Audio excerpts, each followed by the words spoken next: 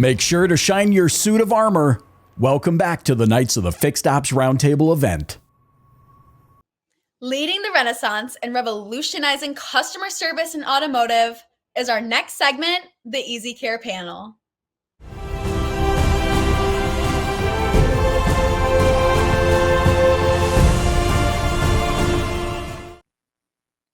Welcome back to the Fixed Ops Roundtable. It is a great honor, finally, to welcome the team from Corey Smith and National Auto Care, EasyCare, Jerry and Erick to the Fixed Ops Roundtable. Gentlemen, welcome to the conference. Thank you for having us. Thank you. Thank you for having us. Appreciate it. Corey, I appreciate you gentlemen coming out, and congratulations to you and Jerry and Erick on all the success your team is having. We see the posts constantly on LinkedIn. And Corey, what I got to say is that when we see that you're constantly out there in the field training in dealerships, we see the activity. We know that must mean, Corey, that there's good things happening at EasyCare. Yeah, there's a lot of good things happening. We had a great year. Bringing Erick on board really helped alleviate some of the stress on me traveling all over the place, and then Jerry coming on board. You know, here at EasyCare, our new mantra is to be a total performance partner, right? And what I mean by that is not just helping a dealer with a widget, but helping their sales team grow in the front of the house and in the back of the house. And Erick, congratulations to you. So Erick, you just came out of dealership last year here in 2023, and you were in the Chicago area. That's correct. Thankfully, I had the opportunity to join an amazing family, an amazing team, and now I'm living my dream. I moved down to Arizona, and we are loving every bit of it. So, Corey, you're the national, okay? Erick, you're the West. Erick, define West. What does the West consist of? Just put a line right down the center of the country, and anything west of it, or wherever they say go, that's where we go. Erick, you got a lot of territory. Yes, I do. I'm thankful for it. All right. And Jerry, you're handling the Midwest. Midwest, that is correct. So pretty much Illinois all the way down to Texas. There's a pretty big swath. There's only 3 of us, so it's a pretty big territories that we have. I love it. All right. So Corey, let me come to you to kind of get things started. As the National Fixed Operations Training Manager for EasyCare, how do you ensure that the training programs that you and your team are delivering, that they adapt to the evolving needs of service advisors? Because, you know, every day, every week, every month, we're seeing all kinds of new things come into the drive. And of course, that they're meeting the guests' expectations as well. Well, yeah, like you said, the guest is always changing too. They're always evolving. You know, teenagers now are different than teenagers 10 years ago, right? And those in their 20s. So at EasyCare, we prioritize staying ahead of the industry's trends and customers' expectations. Our training programs are continuously updating. They're real-world scenarios. They're not cookie cutter. And what I mean by that is they're built to fit that team, to fit that advisor, to also understand what those trends are going for. So being on the cutting edge of service technology, Jerry will talk about this later, but technology is great to leverage. It's not the end all be all, right? It's still a people person. So we focus on interaction and particular training methods to ensure that our advisors are not just knowledgeable, but also skilled in handling diverse customers' needs and leveraging the latest technology in our industry. And Corey, you see different technology at every dealership that you go to. You know, some are more on the cutting edge and some not so much. Yeah, and it really all depends on, you know, how that advisor uses it, how the dealership uses it, and is the customer really using it as well. But I think, you know, being face-to-face with that customer, understanding human behavior and body language, and using the right words to get their message across are still going to be key in our industry. A widget, new technology aren't going to take away from that tone, if you will, of how you say it to a customer. So Corey, is that all part of the training that you deliver at EasyCare? You know, the body language, the tone of voice. It's not just the words and the technology. Right. It is. your mannerisms, your body language says more than what your words are saying, right? I had to learn that early on as being an advisor. Is I'm very focused, so I don't smile a lot, and I had to remind myself to smile. And I talk about that in our training class. Is I had a little sticker on my computer to say smile, right? And by smiling, that it means you're happy. By talking to that customer and using power words, we call them, to educate that customer of what they're buying, that you talk with more conviction and more confidence, and that's going to sell more than just a widget. And Corey, that stuff is all contagious in a good way. Yeah, it really is. So Erick, here you are now. You're in the West region. You go to all kinds of areas, all parts of the West. As we said, it's a big territory. What kind of unique challenges do you face in your area, and how do you tailor your training strategies? For an example, some dealerships will have a enclosed service drive, some will not have that, and that's just the beginning of what you're going to see. So one of the awesome things I get to do is I get to go into a store and I have a game plan from the time that we're going in. So having that playbook ahead of time from the store is important to us. But what I take time in, one of the areas that I focus on the most is understanding these service advisors why. What are their pain points?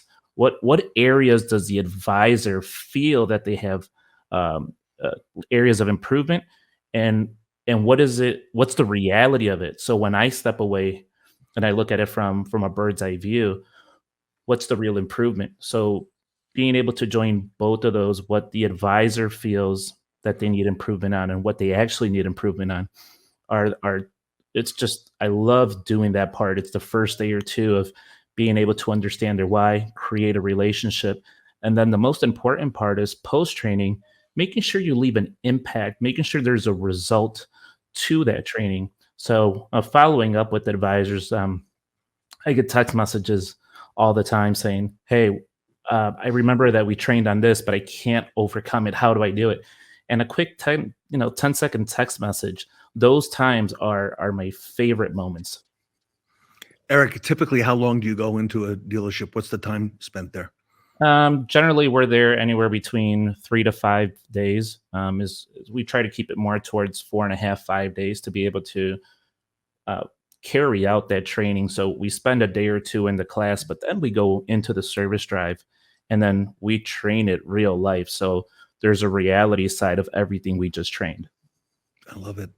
Jerry, you've got a rich history in automotive, okay, in working in all facets of retail.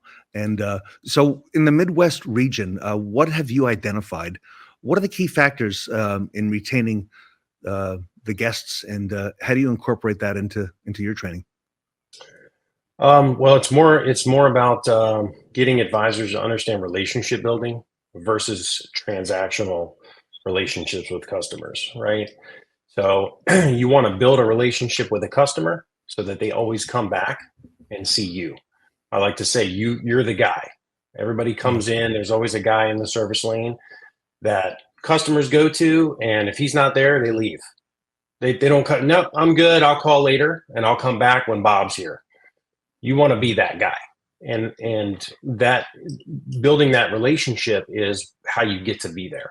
And it's what I was really good at as a service advisor. And when I moved into training service advisors, what I try to help them with is how to figure out how to build a relationship with the customer, right? When you're doing your walk around and you see things on a car, you ask some questions and you start to build that relationship with the customer. I think that's the keys to retention is that people don't necessarily worry about money. They worry about relationships. If they have a relationship with a person and they trust you, they're not even thinking about going anywhere else. They're coming straight to you. Everybody wants that person, right? I've got a plumber, I've got an electrician, I've got a guy that I call for, you want to be that guy. So in the training classes, when I teach service advisors, I teach them how to interact with customers in a way that's not transactional. That's going to be more toward building a relationship long-term, right? We're talking about long-term relationships, not what can I sell this person today? It's long term, they're going to be coming in for 5 or 6 years, and we want to build that relationship. So they're always calling and coming back to me. Your retention will always be good when you build those relationships. And Jerry, isn't it amazing? The customer has that trust. That relationship is not always with the salesperson. It's with the service advisor. They'll ask the service advisor what they think. And that service advisor talks to so many people every day, Jerry. Yes. And, the old adage is really true.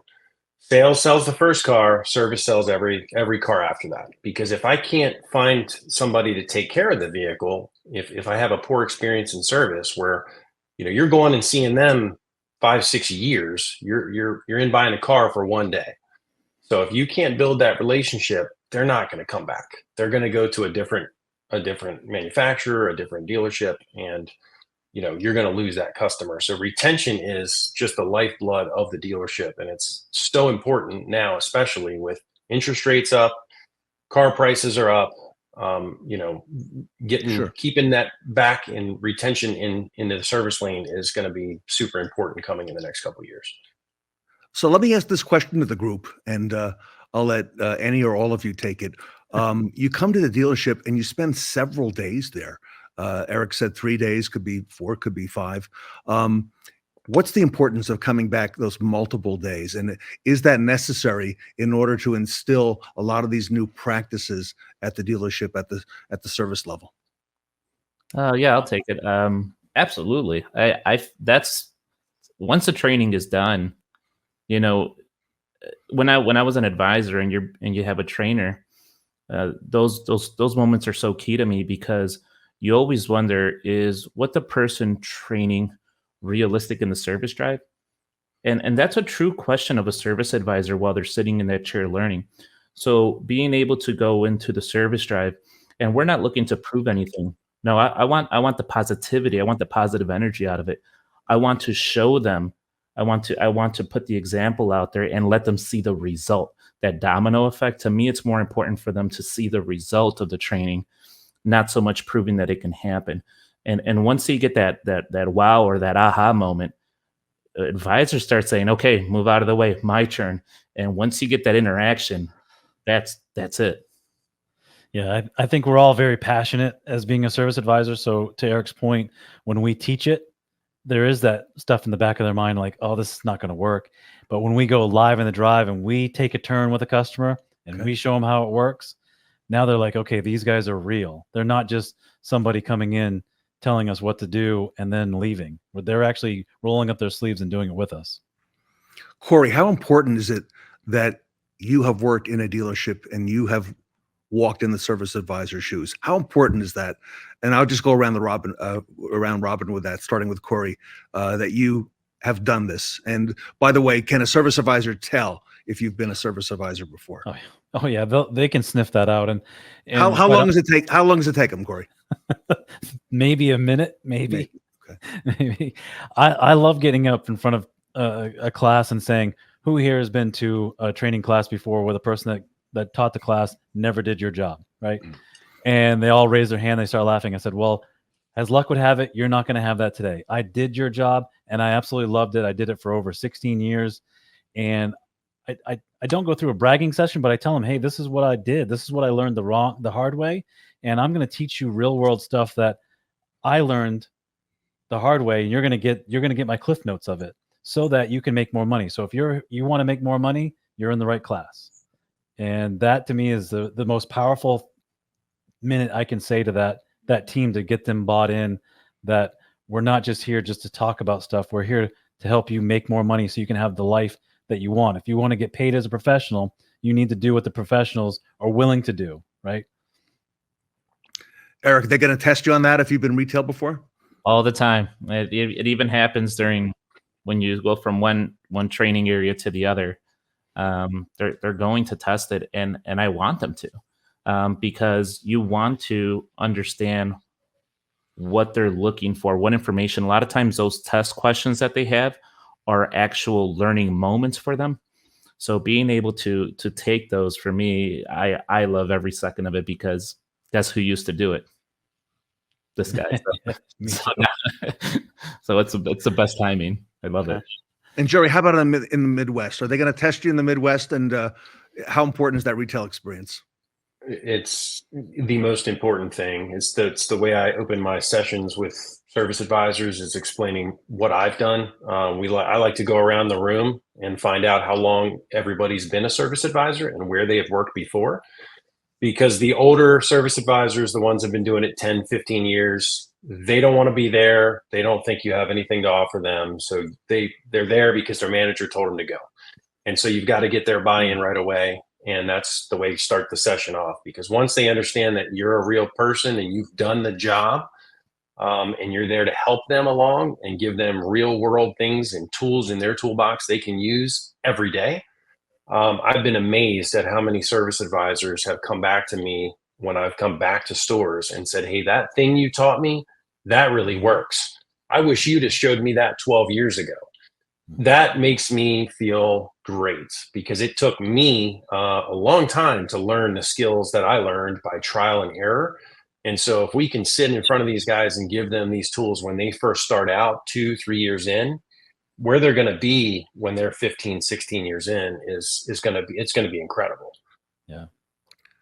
I've heard you gentlemen say that, and I'm paraphrasing here, that once the advisors and the retail people get a chance to use some of these techniques. So is that part of your methodology? And in answering this question, what are the most effective tools and techniques to empower these service advisors to excel in their roles? Is part of it getting them to do these things during your implementation at the dealership?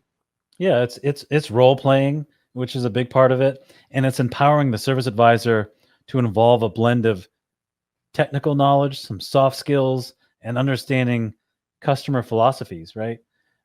Role playing in a real world time, and then recording it, getting feedback, and rating themselves allows continuous learning, right? And that's why we like to add on our EasyCare University as well, and our virtual classes, so that they're not just getting live, they're getting everything. So we stress the importance of empathy, active listening. All these skills are crucial for understanding and addressing customer concerns effectively.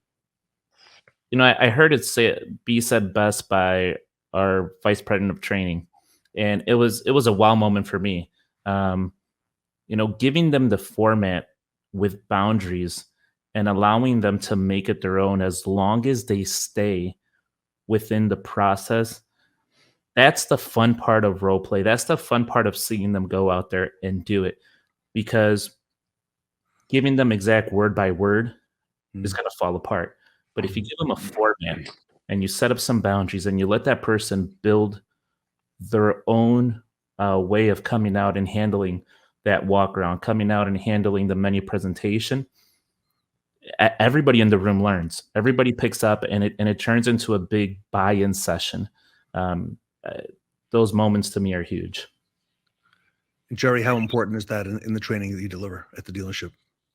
I think role play is good. I like to make them uncomfortable. I like to tell them to get comfortable being uncomfortable, because you're always going to be in those uncomfortable situations. You're walking up to a customer that's had, their car broke down and they're upset, and you've got to handle that situation, right? So role play throws them off their game.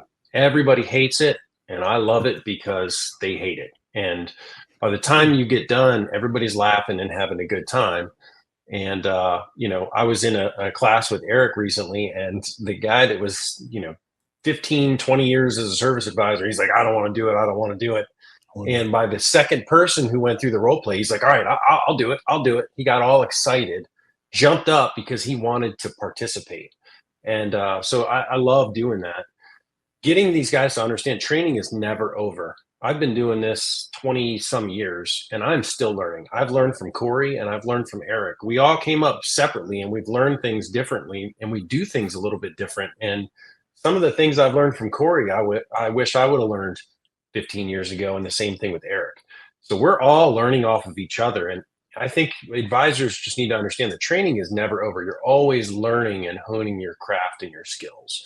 So that's, that, and setting an individual goals, I think, is huge as far as getting service advisors to, incrementally move forward. You're always going to have your top advisor. You can't expect the new guy to do what that guy who's been there 20 years is doing, but you can always give him a goal to move him forward and make him better. Yep. And Jerry, it's amazing when they do their walk around to the role play, they get better as they go, right? Where there's a lot of resistance in the beginning, once the first one is gone, and they feed off each other and they see what the other ones did or didn't do or what they want to add. And by the way, Corey, I got some of my best material by watching service advisors and listening to them and saying, oh, that's a good idea. We can incorporate that in the training. So Corey, I think as a facilitator, your team gets to learn a lot, from the participants as well. Yeah, and I think that's our goal, and we say it in our training, is that our goal is for me to learn as much from you as hopefully you learn from me, right? So there's some stuff said in the class, and I'm like, ooh, I'm taking that, and I'm gonna make a module out of that, or I'm gonna say that in my next class, and I'll tell them that. I'll tell them thank you, right? Because we don't know it all. We're always going through training. We're always trying to get better and understanding this industry and really moving the industry along. And the only way you can do that is to be open to change and embracing it. What does Ed Roberts say? Always under construction, right? So, yep. And your program always gets better. Okay, so a success story that any of you would like to share that you've had working out in the field with real dealership people? I have one. Okay. So one of our most impactful success stories that I was involved with is a dealership that initially struggled with customer satisfaction rating. Post our training and really focusing on personal customer engagement, coming up with a written process for greeting the customer, service delivery, the dealership saw a significant improvement in customer feedback and retention and repeat business. The effectiveness of the training modules that we went through allowed the dealerships to come to us again and say, what else you got, right? So when we went back and did some more training, we took their hours per repair order from 1.4 to 2.6 just by tweaking a few things they were doing. I like it. Anything else you'd like to share? Because I mean, you are in a lot of stores a lot of the time. I bet Erick's got one. There's actually one of the success stories that I have is I was called in to train an advisor on time management, and advisors suffer from that quite a bit. Whether it's they think they don't have time for lunch, whether they're not going home on time, or whether they feel they're always running, trying to catch up to their logbook. So I make it out to the store, and I had strict instructions. Don't let this person know I'm there. And right as we get there, I tell the person, look, this is what I'm here to do. It was a very challenging one day. I mean, extremely challenging. I ended up learning from that person on how to teach. That person ended up learning from me. We shook hands, and we're literally like friends now. And it's Happy New Year to your family, Merry Christmas to your family, Happy Holidays to your family. And you know what? That moment to me was, because I knew I was going to go in and have a tough time, and it was actually one of the best training sessions I've had. Wow. Well earned. Jerry, I want to ask you a different question if I can. There's a lot of new technology right now that we didn't have years ago in the service drive. And it seems like it was in the F&I office for a while, and now it's worked its way into service and parts. And I know you gentlemen are interacting with that every day. A lot of different technology in a lot of different stores. How do you see that role of technology influencing training and customer service moving forward? And then I'll come to Corey and Erick for that as well. Well, as far as the training, virtual classes, things like that, I think, and online training is where some of that's going to go. But with the technology aspect, as far as in fixed ops and in service, I actually wrote an article that I'm hoping to get into Fixed Ops Magazine. We're in the middle of that, but it's based on technology, and it's based on an interaction I had at a store that had all of the technology. And I dropped the car off. I never talked to anybody. I left. They sent me, a thing over a text message trying to get me to spend a whole bunch of money. Nobody called me. I went in, I never met with the service advisor. And so I started to understand and think a little bit more about how we're utilizing technology. I think there's a lot of dealers out there that are trying to fill gaps and fix people problems and training problems with technology. And so they're focused on sending electronic multi-points and doing all of these, text messages with customers, and they're missing out on the relationship part. So in my opinion, the technology is great. It allows us to be more efficient and to meet the customer where they want to be, right? So a lot of times text message is great. I was at a BMW store for many years before we had text messaging. I had a lot of doctors and lawyers, and it was really hard to get a hold of these people. And I would have loved to have text message, but you still have to have that relationship. So I think there's an issue where we're putting in technology to try to fix people problems and training issues. And so there's two separate things there, in my opinion, anyway. I agree. Corey and Eric, anything you want to add to that?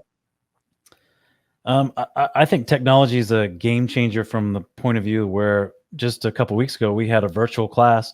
We had 20 students in it, ranging from California all the way to Maine, right? Where we wouldn't have been able to have that reach and talk to those advisors, right? Sure. So that part is great. I think the use of data, I have this slogan that numbers, people lie, numbers don't, right? So having data holding everyone accountable is great part of that technology. And the technology really integrates and allows us to train service advisors, not just for today's challenges, but for the future, right? And Ted, as far as technology, I think the automotive industry, it's in one of its most important 10-year evolutions, because the automotive industry, or the customer service industry at hand, has a big task in front of them, and it's either having technology take over or utilizing technology to enhance how we service customers, how we service our clients. So the next 10 years is going to be extremely important on how we determine how technology is going to be utilized. Very refreshing to hear you, gentlemen, and your perspective from being in the field. Last question for today, a lightning round. I'll ask you to keep your answer to, let's say, 30 seconds or less. I'll start with Jerry, come over to Eric, and ask Corey to bring it home. What advice would you gentlemen give to a brand new or a fairly new service advisor who's watching today, entering the industry, and they want to, so that we can ensure that they contribute to a positive and memorable customer service experience? What advice would you give to that new advisor? 30 seconds or less, starting with Jerry, and then over to Eric and Corey to bring it home. So I think going back to the golden rule, treat people the way you'd want to be treated, I think is the ultimate way that you will always treat a customer the way that they should be treated. So as long as you're doing that, you're going to be okay. And that's going to give them a memorable experience. What I normally tell service advisors, I ask them how much money they want to make. They always say $150,000. And then I say, would a $150,000 service advisor do what you just did? Probably not, right? Or maybe, right, if they're doing what they're supposed to. So that's always in my head, and I try to pass that on to those guys. I like that. Eric? The first thing I would tell an advisor is don't allow process to work you. Make process your assistant. Trust the process. Too many times we try to create it our own. So the first thing would be to trust the process that's out there. And then two more. Don't stop learning. There's many avenues all over to learn from. Find all these avenues. There's help everywhere. The last one is set your first goal. Set your goal, get a plan, and find a way to get there. Utilize those steps to make it to your goal. And good time of year to set those goals, Eric, right now, right? Absolutely. You're still in January. All right, Corey, bring it home. My advice is to Eric's point, is always be a learner, right? Understand the value of each customer interaction, embrace technology, continually develop your communication and technical skills, and remember, you are the face of the dealership to the customer. You need to give the customer the best of yourself. right? And your performance can turn a one-time visit into a lifelong customer relation.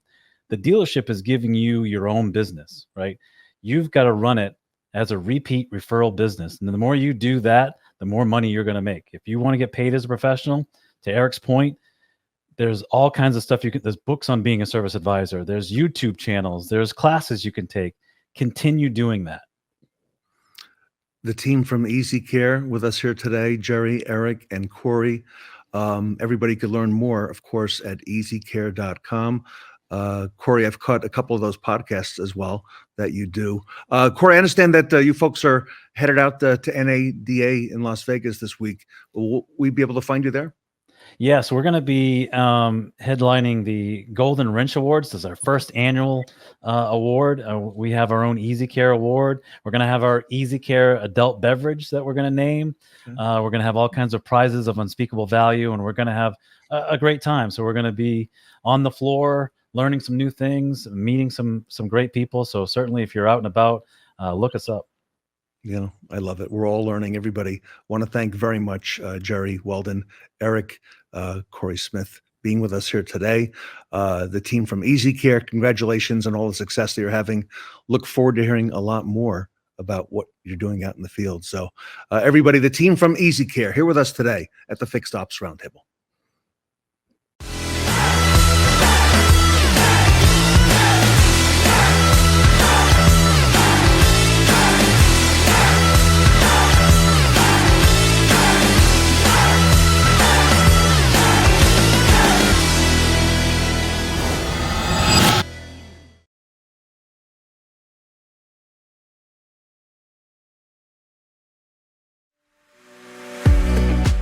Whether you consider it evolutionary or revolutionary, change is reshaping the franchise dealer business, and we're not talking about electric vehicles. There's another promising opportunity that demands your attention. It's the fast-growing and increasingly lucrative customer pay parts, tire, and service market. Consider what's happening around you. Average vehicle age is at an all-time high and rising faster than ever. More than 60% of passenger vehicles are 8 years old or older. 25% are at least 16 years of age. Together, this represents 244 million prospective parts, tire, and service targets. We say prospective because the vast majority of these vehicles are being serviced outside the franchise dealer channel. Would you like to capture your share of this nearly $400 billion opportunity? Epicor is ready to help. Our solutions are enabling thousands of automotive businesses to address every customer pay parts, tire, and service opportunity for virtually any vehicle, regardless of make, model, or year. We're helping service providers build customer relationships spanning the full vehicle lifecycle, from the end of the factory warranty to the day the vehicle is scrapped. We're putting the industry's most complete parts, tire, and labor data at the fingertips of thousands of service advisors every day. We've created a faster, more accurate estimating process for customer pay jobs that helps dealers increase average RO and service lane productivity. We offer real-time information on local parts and tire availability and pricing to speed every job, increase customer satisfaction, and boost the dealer's absorption rate. And we're helping parts departments establish real-time visibility and control of their inventories to increase efficiency and reduce operating costs. Epicor is ready to help your fixed ops teams achieve the same impressive results. Own every non-warranty parts, tire, and service opportunity, all makes, all models, all customers. Now you can with Epicor. Contact us today to learn more.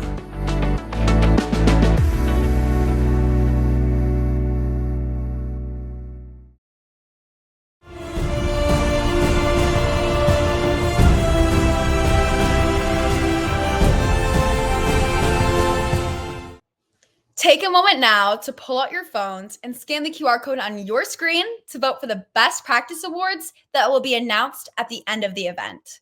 Remember, every vote counts. Help influence who will have a seat at the roundtable by voting for the 5 best speakers or panelists whom you think were the knights in shining armor. And don't forget, you can only vote once.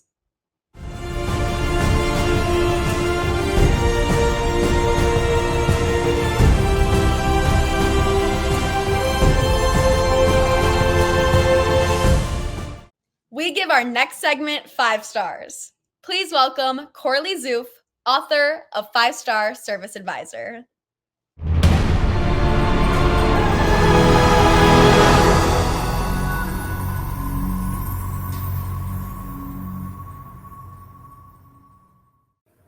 Welcome back to the Fixed Ops Roundtable. Coralee Zueff is with us. She is at the 5-Star Service Advisor Castle today and bringing us the latest on the 5-Star Service Advisor program. Coralee, Happy New Year and welcome back to the Fixed Ops Roundtable. Yes, Happy New Year to you as well, Ted. 2024 is going to be super exciting, or so far it already has been. I think it has been. And you are in theme with the medieval theme as always. So thank you, Coralee. Oh, yes, got beautiful art as well. Yeah. So a lot going on there at the castle and a lot of catching up to do. Okay. You and I, and, you've got a lot going on being a master service advisor and coach, author of the book 5-Star Service Advisor. Congratulations on that. And a woman in trades guest instructor. And you've been very busy. You've been out doing a lot of training all over. And want to ask you about that today, but to get things started, Coralee, if I can, I want to talk a little bit because you've got great experience as an advisor, also in the aftermarket. And I've always wondered at the dealership level, why customers would gravitate to the aftermarket. And I have a feeling that you have the answers on why they do things like that. Yes. So usually the perception is that customers are leaving the dealerships because they feel that it's too expensive or because the price is too high. But what I have found is it's not really the case, at least what customers are coming in and telling me. I know I've handed out estimates before and I've price shop parts both with aftermarket and with the dealership. And I've, given the customer both ways. And I know that there's no way I could be cheaper than the dealership, at least on one estimate that I could think. And we were still able to earn that customer's business. So in my experience, it hasn't been the price shopping customer. Yeah, I would agree with that. And I'm sure there's some other reasons as well. Yeah, one of them that I hear of does seem to be convenience. Like if the dealership is a little ways away from where the customer lives, it's inconvenient for them to go there, which I know there has been so many awesome improvements nowadays with the picking up and dropping off of vehicles and the mobile service. So that makes it way more convenient for customers to actually use the services in the dealership. So that is fabulous. But one of the main reasons that I'm hearing, especially if they need to leave their vehicle for, a good chunk of the day, then they have nothing to do in, the next town over that they might be visiting in. So that is one big thing is the convenience. And another what I'm seeing too is really having a service advisor that's sort of hands-on and mechanically inclined and that knows what's going on with the vehicle. Oftentimes perhaps the garage at a dealership isn't even next to the service counter, so they can't pop their head in and see, exactly what's going on with the vehicle. And when the advisor can have a look and see, then it helps them to explain it to the customer better. So seems like the gearhead kind of customers and the ones that want to be hands-on and talk to the technician who's actually working on their vehicle, they can get that much more of an experience, at the independents and chains. And you're right. I hear a lot of dealers tell us and managers tell us at the dealership that a customer has to drive by so many aftermarket locations just to get to the dealership. There's a lot of choices out there. And, that does play a big part of it. I want to congratulate you on the success of the 5-Star Service Advisor program. And Coralee, I want to ask you, what makes the 5-Star Service Advisor program, what makes it different? Really, after my COVID project, like you mentioned, thank you very much for talking about my book, The 5-Star Service Advisor. That's, really was my COVID project because I found I very rarely experience having an upset customer in front of me. And when I did, I realized that customer is upset because of something that I forgot to do or how I've treated them or something with the shop. So I really tried to take ownership of that. And then too, like on Facebook and different automotive service advisor forums, you see people, complaining about the challenging customers when they come in. And it just sort of breaks my heart to, see upset service advisors because it's a profession that I love, and I don't want them to be stressed out. I want them to enjoy their job and to treat the customers the best way possible. So really, I put together guidelines of what has worked really well for me and what I've learned along the way of, having experience first being a technician in the shop, and then also selling cars at the dealership, and then moving into parts and service. So sort of a culmination of everything, and being an automotive enthusiast as well. And Coralee, you've got great experience, what you just said, everything from a technician to being, selling cars, a woman in retail, okay, and the aftermarket experience. And, that's a lot there that's contributed to the 5-star advisor program. And that does make it unique. Not everybody can say that. Yeah, I think Katie Mayer's book really helped point that out to me as well, because I didn't realize sort of my way of doing things and put it together with a feminine type side. But after her book came out, you realize, okay, this is more like a nurturing type teacher aspect that I go into it as, rather than like a sales perspective as well. I agree with you. Yep. And, Katie's a big, fan favorite here at the roundtable as well.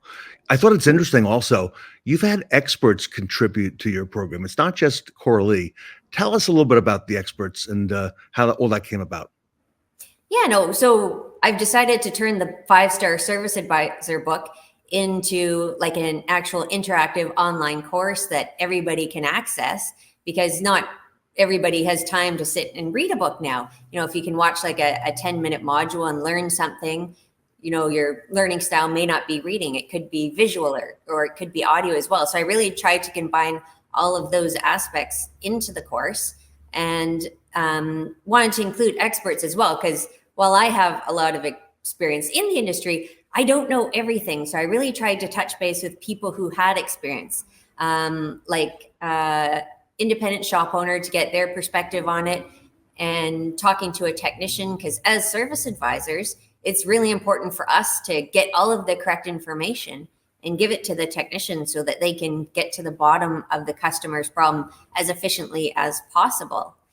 And then two, with being a service advisor, we're seeing customers' vehicles break down all the time. So I feel like we get kind of callous when it comes to,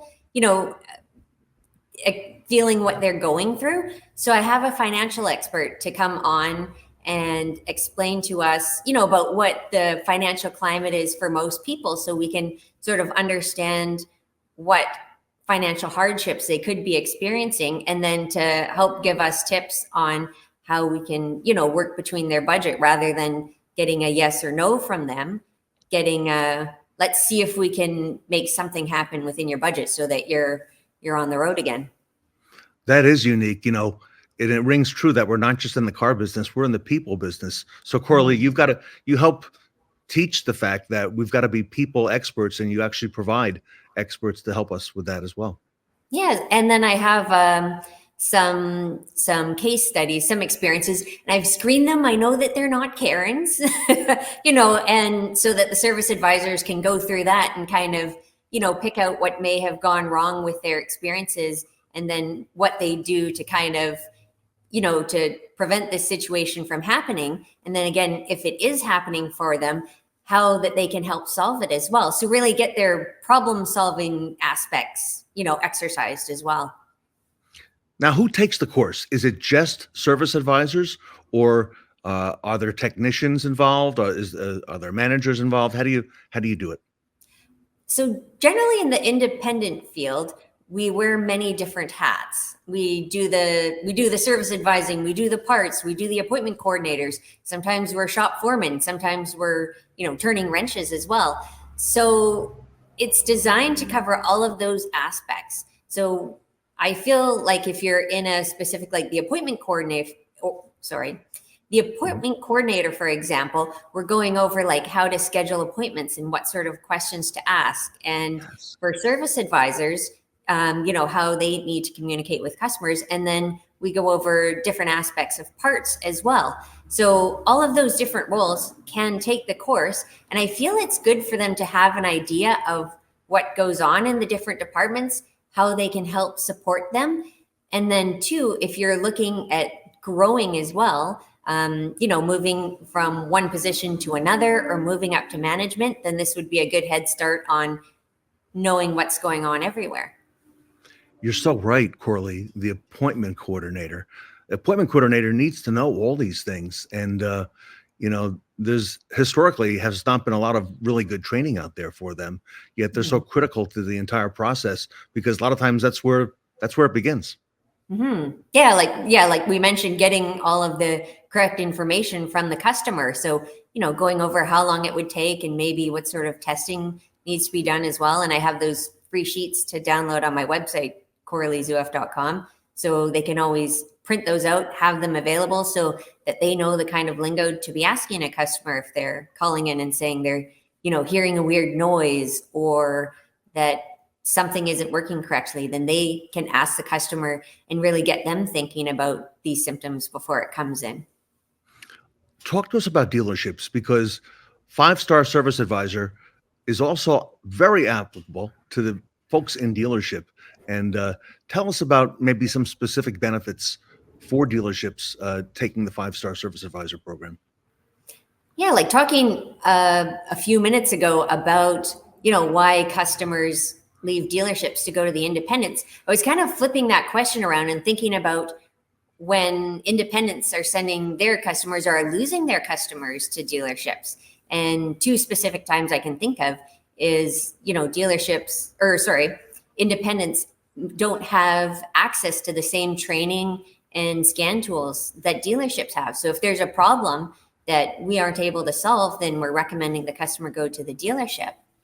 And then two, when a customer is, moving on from their old vehicle and they're, getting rid of it and then looking to purchase a brand new vehicle, then now that customer has moved on to become a service customer. So the course is good to understand like how the independent service advisor has been communicating with and the information that they've provided to the customer as well. So having a look to see how they function and taking the best parts that would work at a dealership is very beneficial. I would say so. You're right. The dealer has the specialized tools. And Coralee, there's a huge investment that dealerships have to make. And a lot of these tools, many of them are mandated by the OEM. And the place to go is the dealership with those tools. Yes. And the technicians that have that specific training to be able to work on those vehicles. And they see them more frequently as well, right? Like if that's the only make you're seeing, then the chances are they can diagnose the issue faster than an independent could. I was talking to our mutual friend, Marco, the technician, and Marco, told me how much required training, even after all the years in the business, he's required to take with the OEMs that he represents at his dealership. And he made a good point. He said that a lot of times medical doctors are not required to take anything near the ongoing training that an automotive technician is required to take at a dealership. So I thought that was fascinating and right on point. Yeah. And, doctors are generally seeing a couple of different models, and the next year's models that come out don't have organs in different spots. And, the heart, just comparing the heart to the battery, it's always in one specific spot. Whereas in a vehicle, it could be in the front, it could be in the back, it could be in the passenger compartment. So every year they need to update themselves and just be able to locate components. You're right. There's constant change. Change is everlasting in the automotive retail business. So Coralee, if our audience, and by the way, we highly recommend 5-Star Service Advisor, not only the book, but the program as well. If our audience wants to reach out to you with more questions, you've got great experience both on the aftermarket side and great perspective throughout the dealership. How do they reach out to you? How do they take the course? And what are the next steps? You can go to my website, CoraleeZueff.com, and there'll be a course section. You can enroll yourself to go through that. Or I do have an option as well for doing the course as well as some training, which is also beneficial. And you can do group, sign up all of your staff, and they can do it together, and a great way to discuss and reinforce what everybody is learning. So my website, CoraleeZueff.com, is the best one, but you can find me on Facebook and LinkedIn. Coralee is extremely active on social media. Congratulations to you on your continued success. We want to check back in with you throughout the year and see how you're doing. And great information, Coralee. Master Service Advisor and Coach. Coralee is the author of the 5-Star Service Advisor, not only the program, but the book, and a great friend of the retail and fixed ops community. So, Coralee, on behalf of the Fixed Ops Roundtable, thank you so much for today. Thank you for having me, Ted. Coralee Zueff, everybody, 5-Star Service Advisor, here with us today at the Fixed Ops Roundtable. Hi, Fixed Ops Roundtable. We just released Harmony AI, our new 24/7 AI scheduler. Keep watching to preview. This is Harmony, your digital assistant. I will be happy to schedule your service appointment today. Is this John? Yes. Would you like to book an appointment for your 2022 Accord? Yes. Now, please tell me what services you would like. Oil change, tire rotation. Would you like to drop off your vehicle, wait at the dealership, or would you need a ride? Drop off. Our first availability is today at 10:30 a.m., 11:30 a.m., and 12:30 p.m. Please select a time, say next, or say a date of your choice. 10:30 today. Great. You are booked. Your confirmation is on the way. Our team looks forward to seeing you soon. Goodbye. If you're interested in learning more, Update Promise will be at NADA at booth 1263 in the West Hall. So we'll see you there. Everybody wants to be part of a bigger story. And to see something like this in such a big industry is a big accomplishment. When I heard about Rapid Recon, I was like, man, that's ahead of its time. Rapid Recon is the one software that unifies all the departments. You're going to go from chaos to organization. The whole idea is to take 15 days average to get these cars ready to sell and take it down to 3 to 5. It's live. You can log into Rapid Recon and see exactly where you are. We're processing 2,500 cars a month. You need technology to make it more profitable. And we know the pains that dealers are going through because we've lived it. We get so much praise for our customer service, and it's because we genuinely care. If you want to be as efficient as you possibly can, you absolutely should have Rapid Recon as your system. We're changing this industry in a way that it's needed to change for a long time.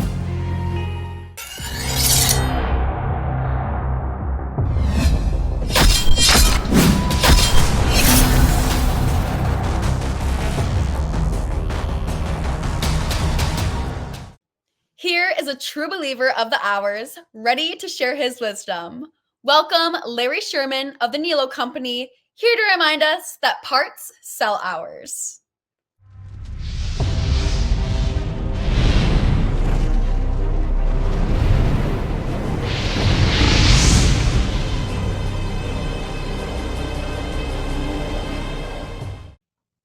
Welcome back to the Fixed Ops Roundtable. It's a great honor to finally welcome Larry Sherman of the Niello Company, Jaguar Land Rover Sacramento. Larry is the parts manager.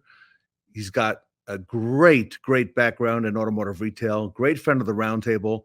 You may have seen him on our After Dark shows. Larry, welcome to the Fixed Ops Roundtable. Thank you. Thank you very much, Ted, and really an honor to be here today. Larry, you're very respected in the industry by your peers. You work at a great organization, the Niello Company. I was really pleased to meet you in person a few months back when I had a chance to go out there for our pop-up event. And Larry, a lot going on in our industry right now, and you're right in the center of it because I keep hearing that parts sells hours. Parts absolutely sells hours.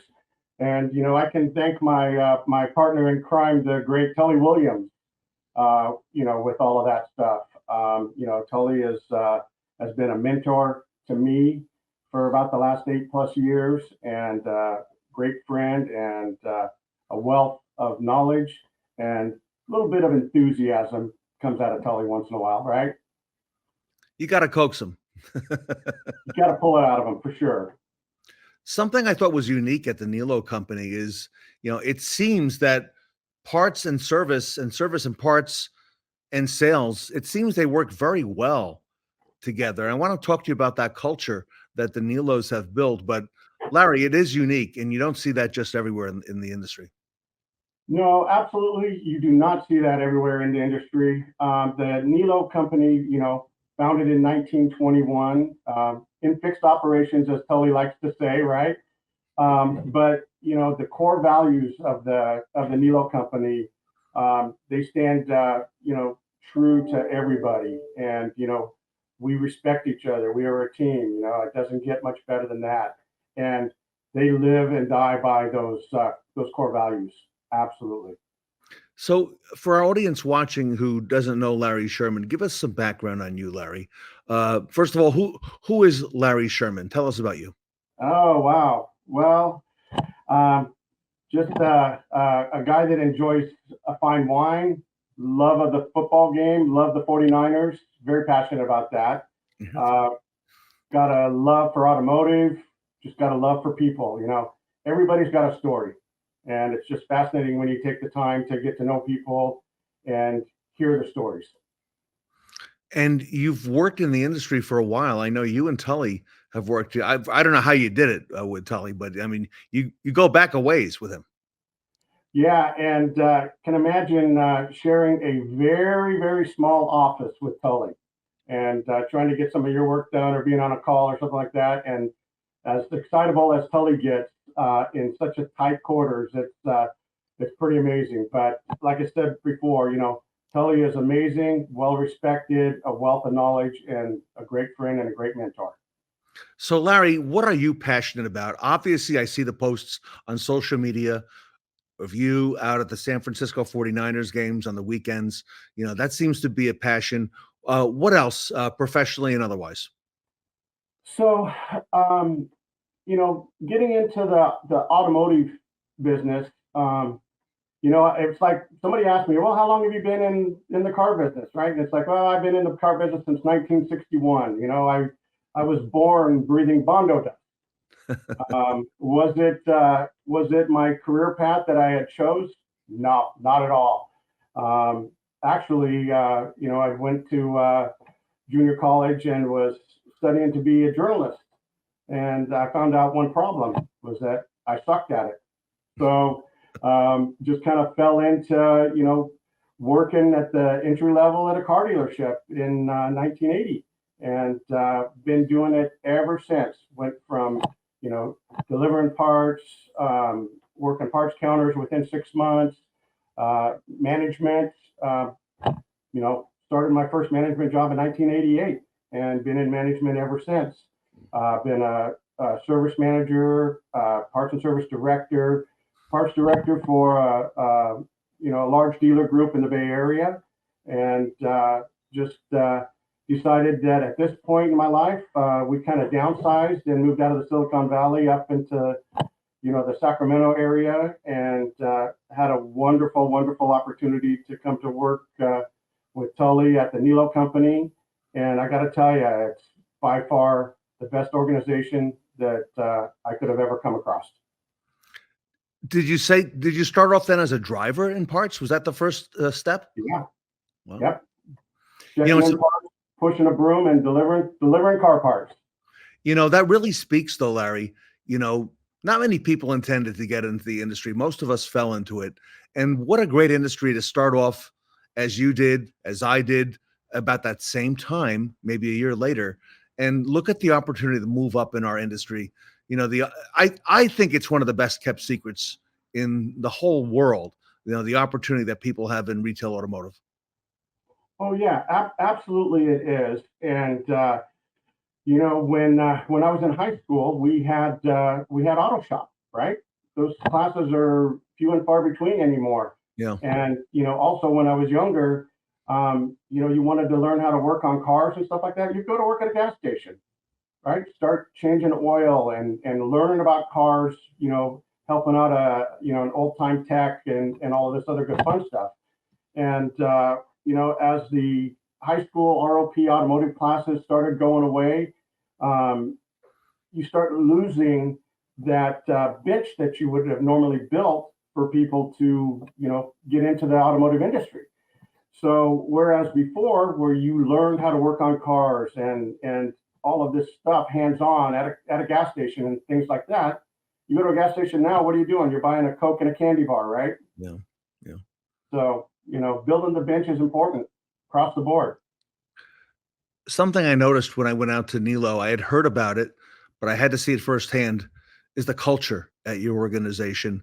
Rick Niello, Derek Niello, the family. It really, by the way, in an era where there's all these corporate owned stores, right? All these, publicly owned dealer groups, the Niellos have really maintained that culture, that family enterprise, and you have a feeling of being a part of something special working at Niello. Can you speak to that? Oh yeah, well, so it absolutely is completely special. I have worked for AutoNation for several years, and you get into an organization like that, and you know what? You're just a number, right? There's absolutely zero personal touch to it whatsoever. Coming into the Niello company and dealing with Rick and Derek and everybody within the organization, they are just the most kind, genuine people that I've ever come across in all of my years in the automotive business. And we know that that's been a few moons, right? You could feel it, you could see it.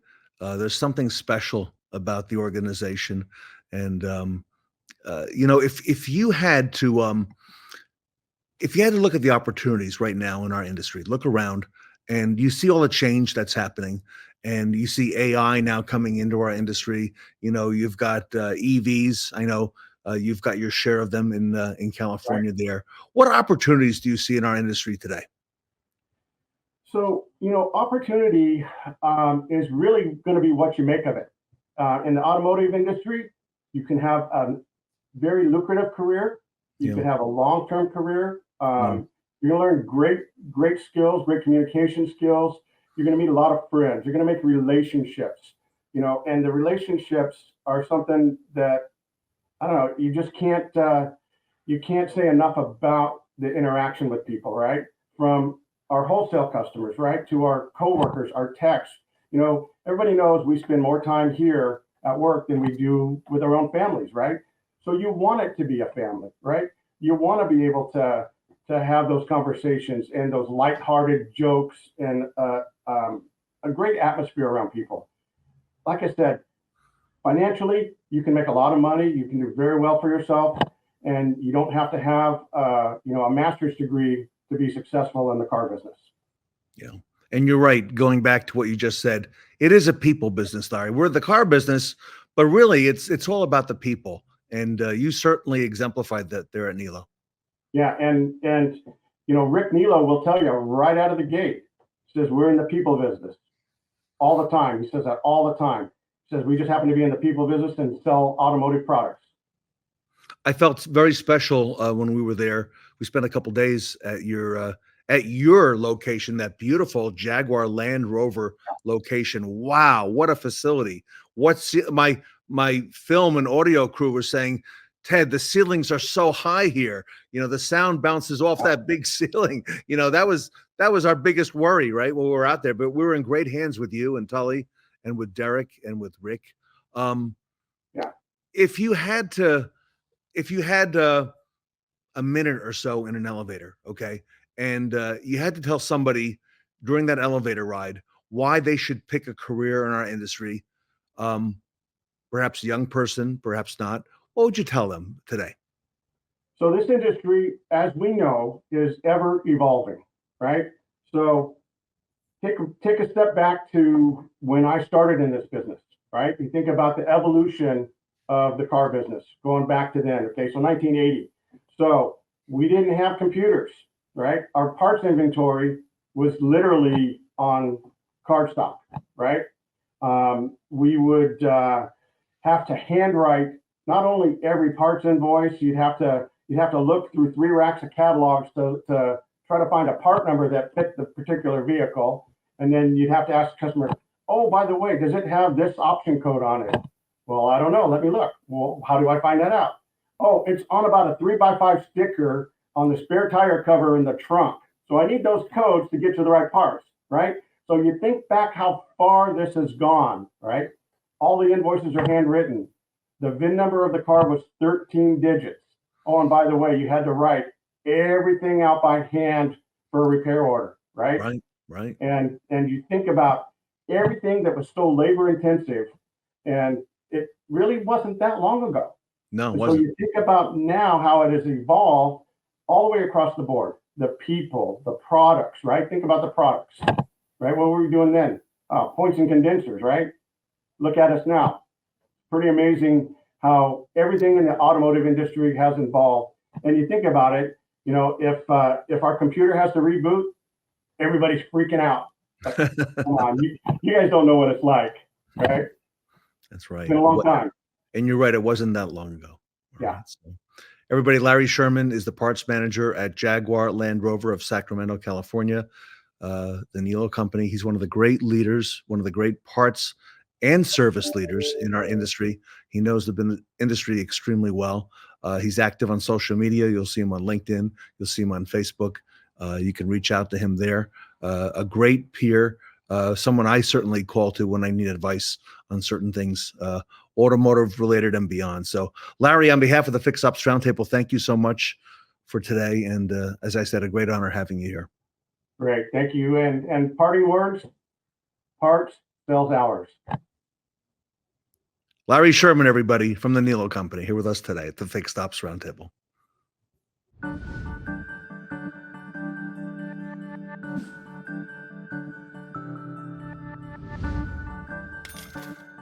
As consumer buying habits evolve, it's only natural for your dealership to grow too.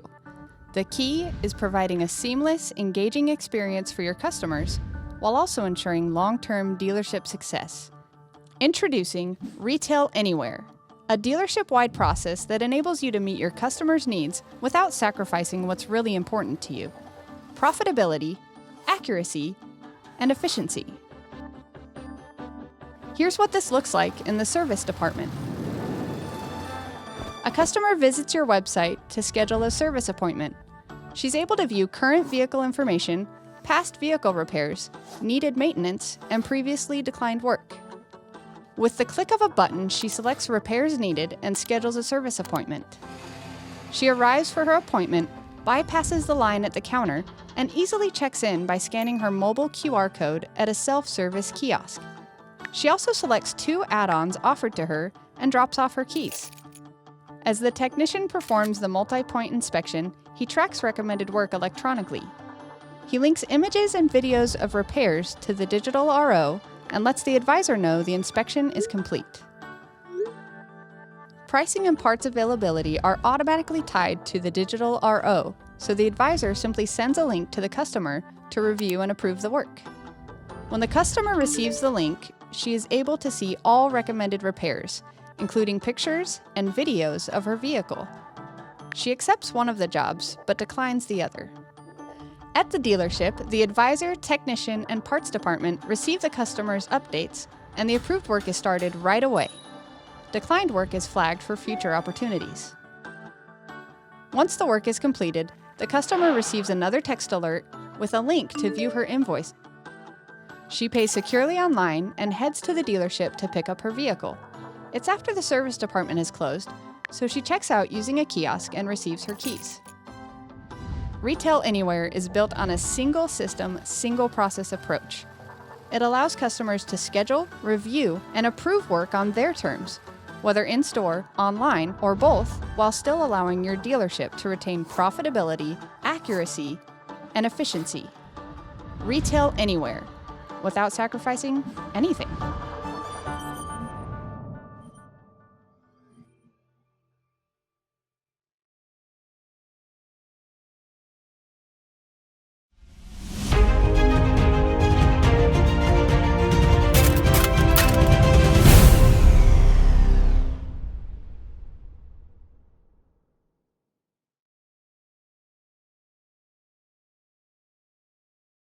It's safe to say our next speaker is elite. Welcome the BDC star, Sara Hoagey of Elite BDC.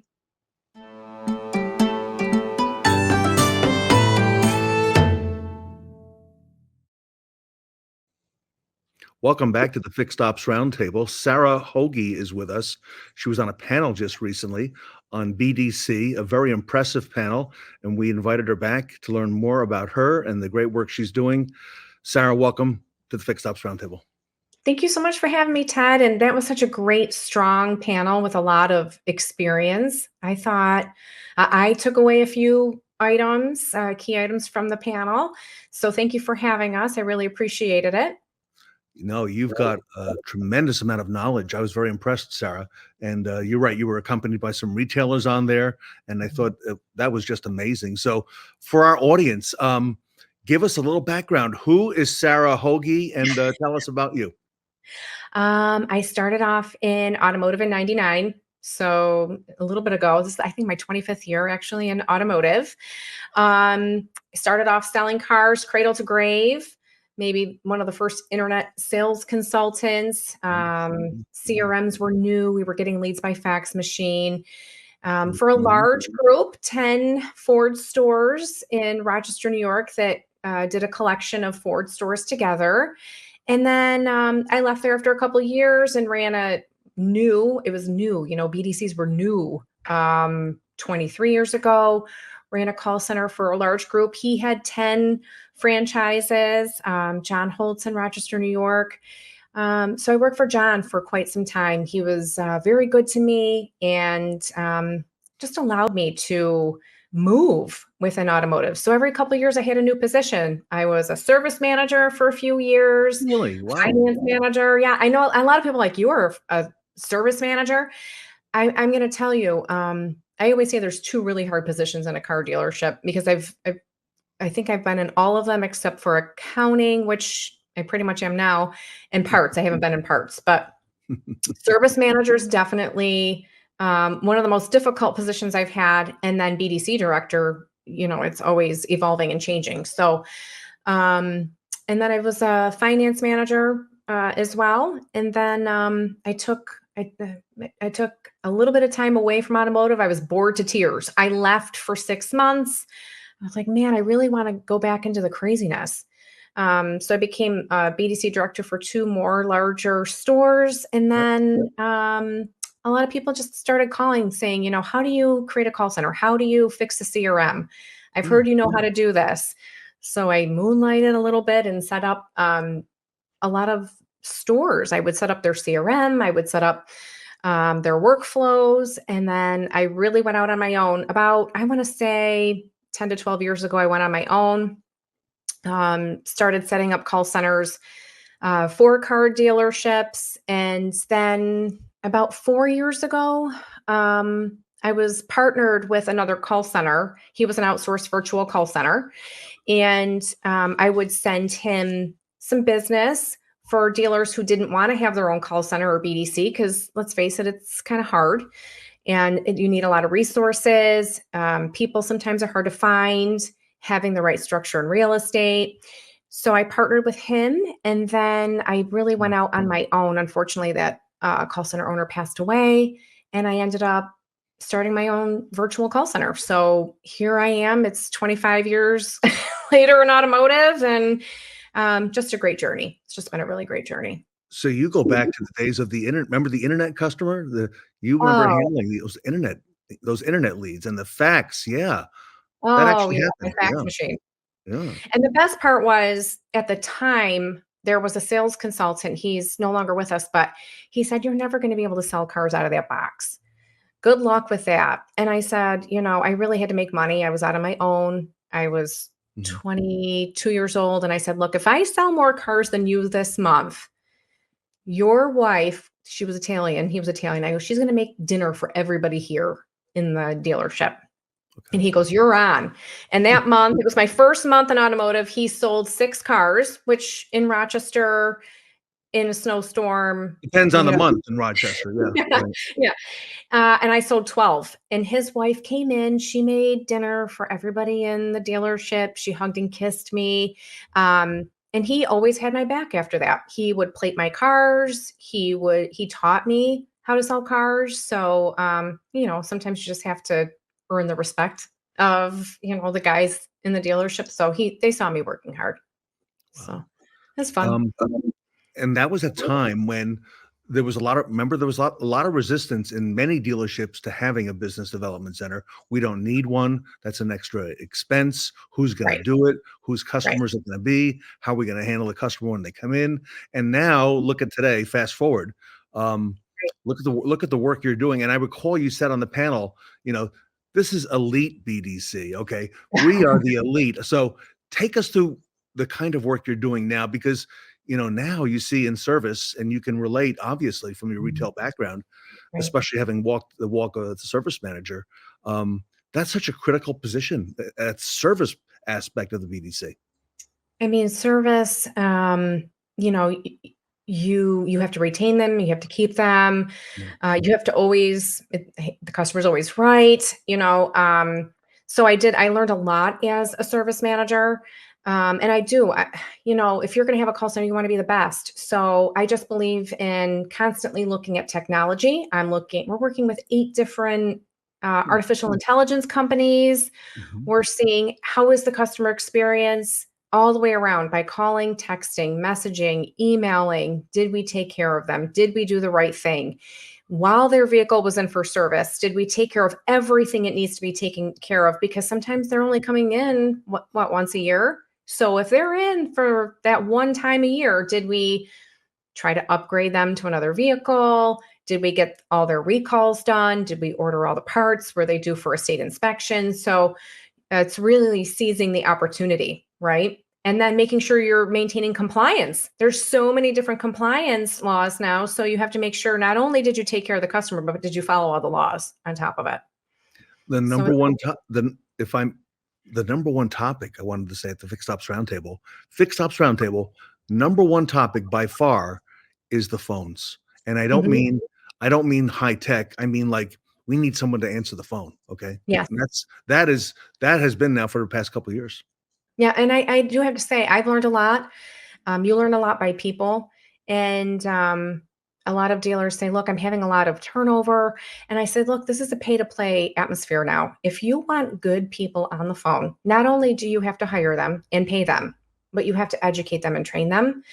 And then you have to think of ways to maintain and keep them retained with you after you have done all of that. So you have to do right by your employees. And I do have to say, now that I have employees, we ask them, what do you need? What do you want? How can we make this better? How can we make this a better work environment? We've recently said, look, we want them to have their birthdays off because it's a waste. Let's be honest. I just had mine and it was like 500 messages all over the place in every direction. So it's going to be a distraction. I've learned a 35-hour work week for a BDC agent is a very healthy work week. If they want to work 40 hours, you can. But I'm going to schedule you for 35 because I think between traveling, kids' sports, different things that are coming up in life. You hear the word anxiety all the time. Everybody has anxiety. So, okay, let's make it, I hate to say it, maybe Europe did the right thing with a 35-hour work week. We're going to schedule you for 35. If you want to work 40, you can, but you have to be here for 35 hours. So just doing things differently because, if you do what you've done, you're going to get what you got. So you always have to evolve. So we just evolve. A lot of changes in the past several years in the auto industry. We're hearing now a lot of talk, Sara, about dealership culture. Culture as being important, about having a career path in the dealership where people can advance. And, different types of work weeks. Okay. We see a number of dealerships here on the roundtable who have experimented and have gone to 4-day work weeks, not just for technicians. I mean, everybody, dealership wide, administrative, sales, the whole thing. Okay.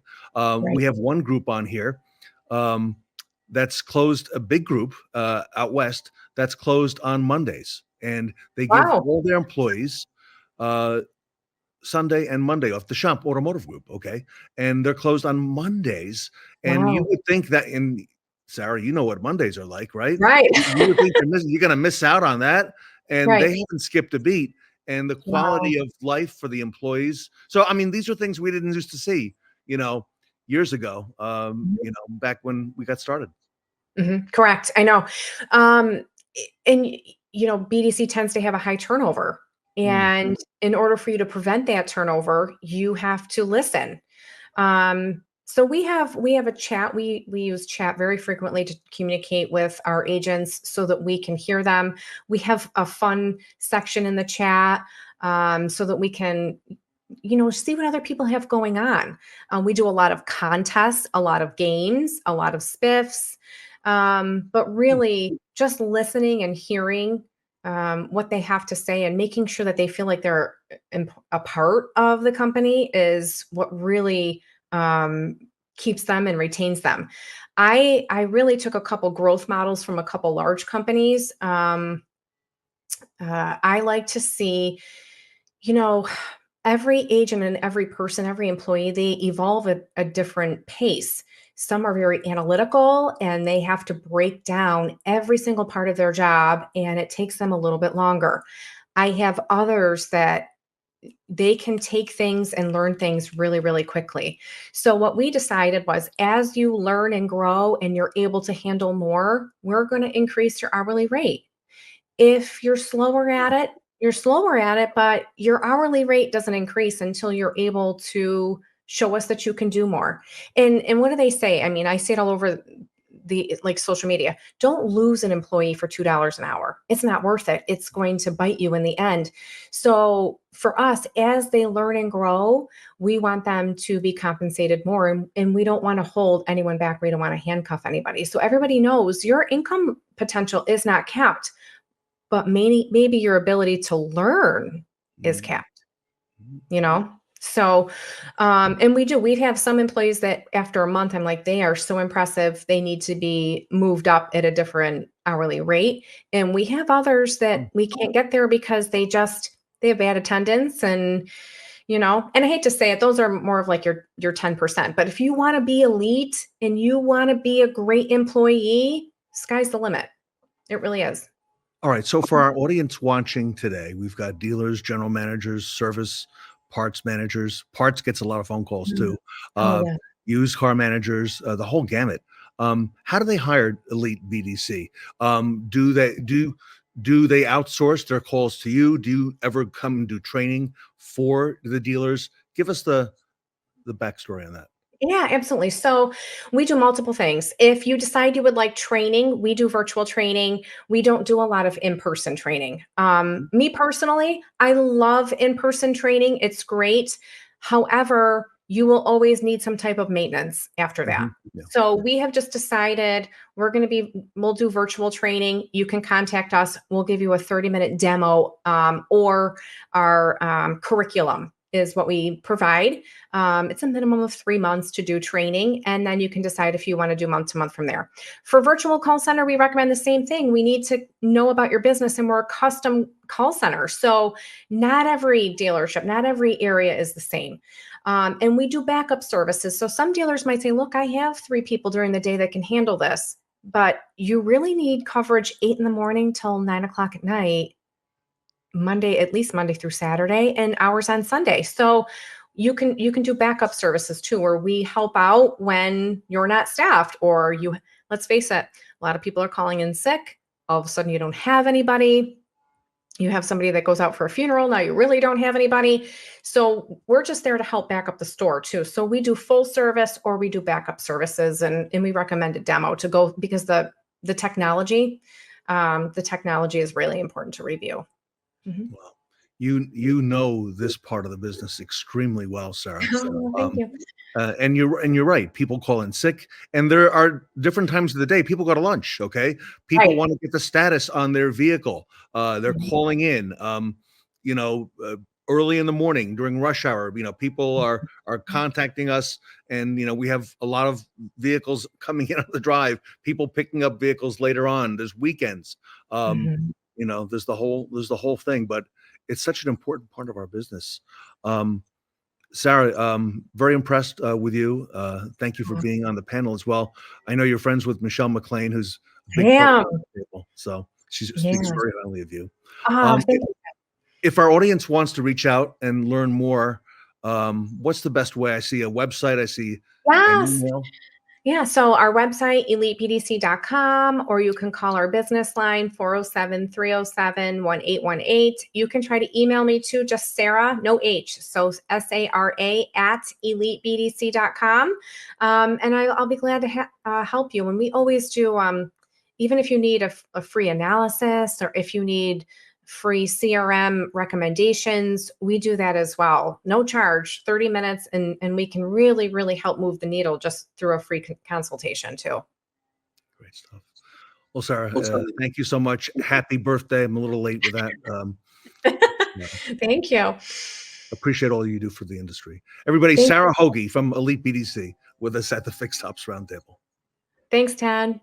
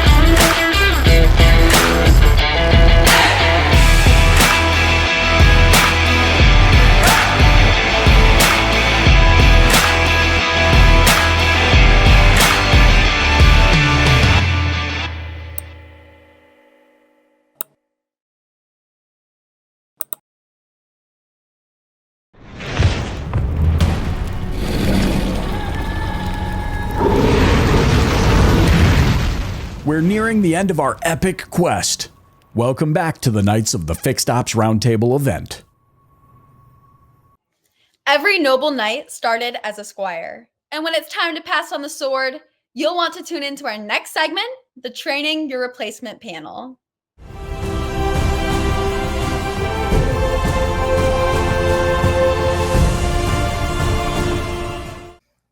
Welcome back to the Fixed Ops Roundtable. We have three good friends with us, colleagues of Fixed Ops. Erick, Darryl, and Shawn are with us today, and very grateful. This is going to be a topic about training your replacement looking forward. And Erick, I'm very grateful to you for you moderating this panel on the Fixed Ops Roundtable. Well, thank you, Ted. It's an honor. I appreciate you. And, I know you're doing a lot of good work in dealerships for the EasyCare team and working with Corey. And I think you're in dealership today. Is that right, Erick? That's correct. Today we are in the southern part of Indiana. We are here training with a marine store. So it's been really exciting for our company just to start to expand the boundaries of training. All right. Well, let's expand the boundaries of the Fixed Ops Roundtable and turn the panel over to Erick and Darryl and Shawn. And Erick, I'll let you take it away. Thank you, Ted. Gentlemen, how are you doing today? Doing pretty good today. How you doing today, Erick? Doing good. I am really excited about today's topic. I couldn't think of two people that I would want to share this more than with you. And your leadership, the way you handle your stores, the way you grow people, is great information to many new managers. And today we're going to be talking about training your replacement. So the question that I have for you gentlemen today, and Shawn, we'll start with you. What should new managers looking to become leaders know about training your replacement? Pay attention and be quiet. Help us out with that. Yeah, just shut up and go get involved in your shop. Get involved with your advisors. Learn what makes them tick. You don't matter. You have to find and pull out what makes them tick, and then you start with your better personalities, right? I'll take somebody with a good personality over somebody who's got all the numbers in the world any day, just because the guy with the better personality is going to help others. The guy with the big numbers is going to be, it's all mine. I don't want to share. So I proved that point earlier this year I took one person and out the door he went, and now all of a sudden I got three guys turning the same hours he was. So he was holding them back like I suspected. So sometimes you have to make a change, but the biggest thing if you're a new leader is just listening and understanding what's going on in your shop. You may spot stuff that needs to be changed right away. It may be running pretty darn good, and you just need to make some tweaks, and you need to educate yourself on the brand or the processes involved in that particular shop. They're different. You know this, Eric and Darryl. Every location is different demographics, different vehicle requirements, different manufacturer requirements. Every single store is different, and every single one has something different that makes them tick. So that's millions of opportunities there. And that's great, because many times as a leader, we focus and we start looking at the person who's leading with results. That's such an important part. I love that you said you have to focus on the personalities, because a person who's got all the numbers may be the person that's keeping it all to themselves. I love the way you did that. Thank you, Shawn. Darryl, I ask you the same question. What type of advice do you offer those new managers that are looking to become leaders? First off, you gotta realize your team is a reflection of yourself. So the way your team look, I mean, if you say your team isn't getting the results you want, that's a reflection of you. So it's all, it's bigger, life is bigger than yourself, and you got to radiate that energy within your team. So building people up, empowering people, rather than just having a Darryl walking around the apartment, imagine you having 5 Darryls, that's what it's about, just, radiating that energy, empowering your people to make decisions where you don't got to make every single decision. And it kind of takes the bottleneck out of the flow. And it not only do you empower people, man, you give people confidence to make decisions. It kind of, I got a smile on my face, man, because we're doing it now in my department. I got guys that, they're making calls. They don't come to me for every single thing. They're like, Darryl, look, I made this decision. I'm like, it's a great decision. Thank you for making that choice. And that's what it's about, and then, ultimately they want to move up, they want my spot, and that's great, because I want to move up as well. And so if you don't empower your people to move up and to grow, you're going to be, stagnant yourself. That's all I have on that topic. That's a great point. You see, being able to empower people to make decisions, oftentimes we look at they're not making the decision we would have made, but they're making a decision, and you're empowering your people, you're giving them trust. And that leads me right into the next question, Darryl. What characteristics do you look at in a candidate that says, or candidates, do you do only one? Do you do 2 people? Do you do multiple people? But what are you looking for in that team to be able to provide that's going to be the next leader I'm going to train for my replacement? So for the first characteristic, hands down, is honesty, right? You got to trust that person. Without any honesty, it is no building that person. There's no trust. There's no relationship. So my first characteristic is honesty, for sure. My next one, I would say, is they got to be emotional intelligent. We work in a chaotic department, right? Wow, yeah.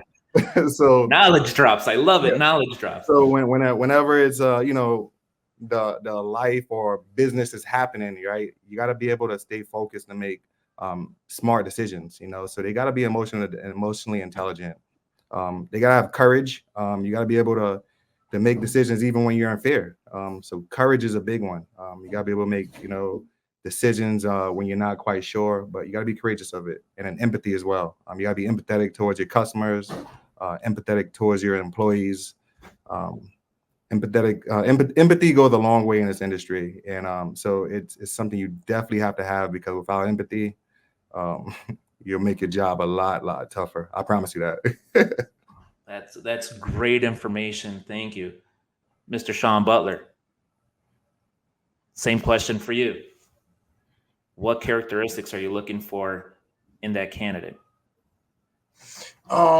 I would say, but going past the honesty being number one, like Darryl already hit on, the ability to multitask is huge, right? You have to be able to be thinking about a solution for this problem that somebody brought to you while you're already going back and working on another one, or you're dealing with the next customer most of the time. So it's a huge adjustment. Advisors think they do a lot dealing with 25 customers in a day. No, they don't. They get themselves in a rut and a routine and they quit selling because they got too busy. Give me the advisor that's doing 12, 13 tickets a day and beating everybody else. I want to talk to that guy or gal a little closer because they're doing something right. They get it.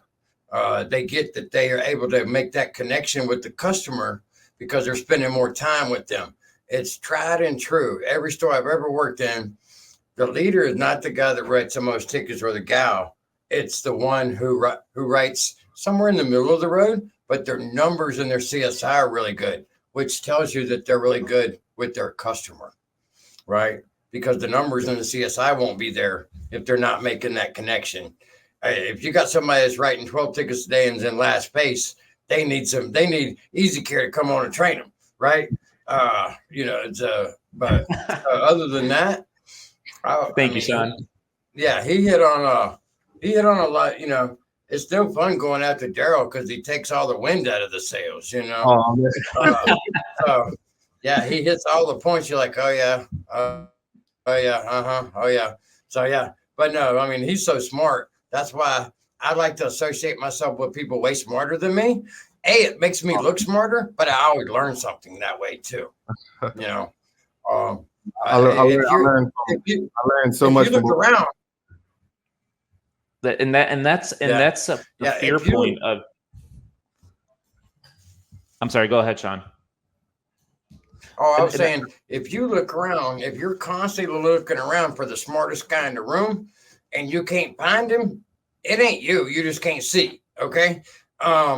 The same thing goes if you're looking for the nicest, most kindest person in the room, or if you're looking for the biggest a-hole in the room. If you don't see him, it's probably you, right? So it gives you things to work on when you're in a crowd of people. You hang out with smarter people, you get smarter. You hang out with people that play better football than you, better baseball, better golf. You pick up something off of them, and you might not be as good as that person, but you get better, right?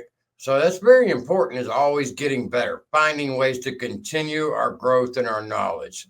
And we as leaders have to set that tone for our personnel, because if we're not up to date on, my people have called me out. I was out there calling out names of one test that people needed to do, and this one guy couldn't wait. He got me.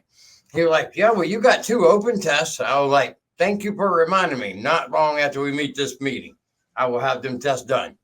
So all I could do was thank him for pointing it out. I went in and did my test. I got caught up, And I love that you say that, because new managers can often fall into the trap. And I don't mean this in a negative way. I mean this in a taking responsibility of the role of leadership. Sometimes new managers take on that responsibility with the feeling that they have to have all the knowledge. They have to have all the answers.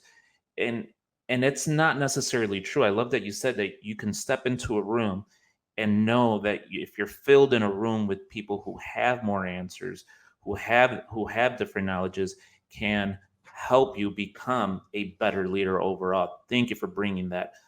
Shawn, I'm going to ask you this question, and here's where I'm going to start getting into some of the secrets. What coaching strategies do you use that are effective to build that next leader? I'll be honest with you. It's situational coaching as it arises. Because you can't, we could come in and say, Darryl, dude, tomorrow I'm doing payroll. So I want to teach you everything about payroll that I know, right? Well, we get there, tomorrow comes, and an advisor calls out. Your shop foreman's kid done got, a ticket overnight, and you got to go get him out of jail. Whatever. That's right. Life happens. And so you got to zig and you got to zag, right, all the time.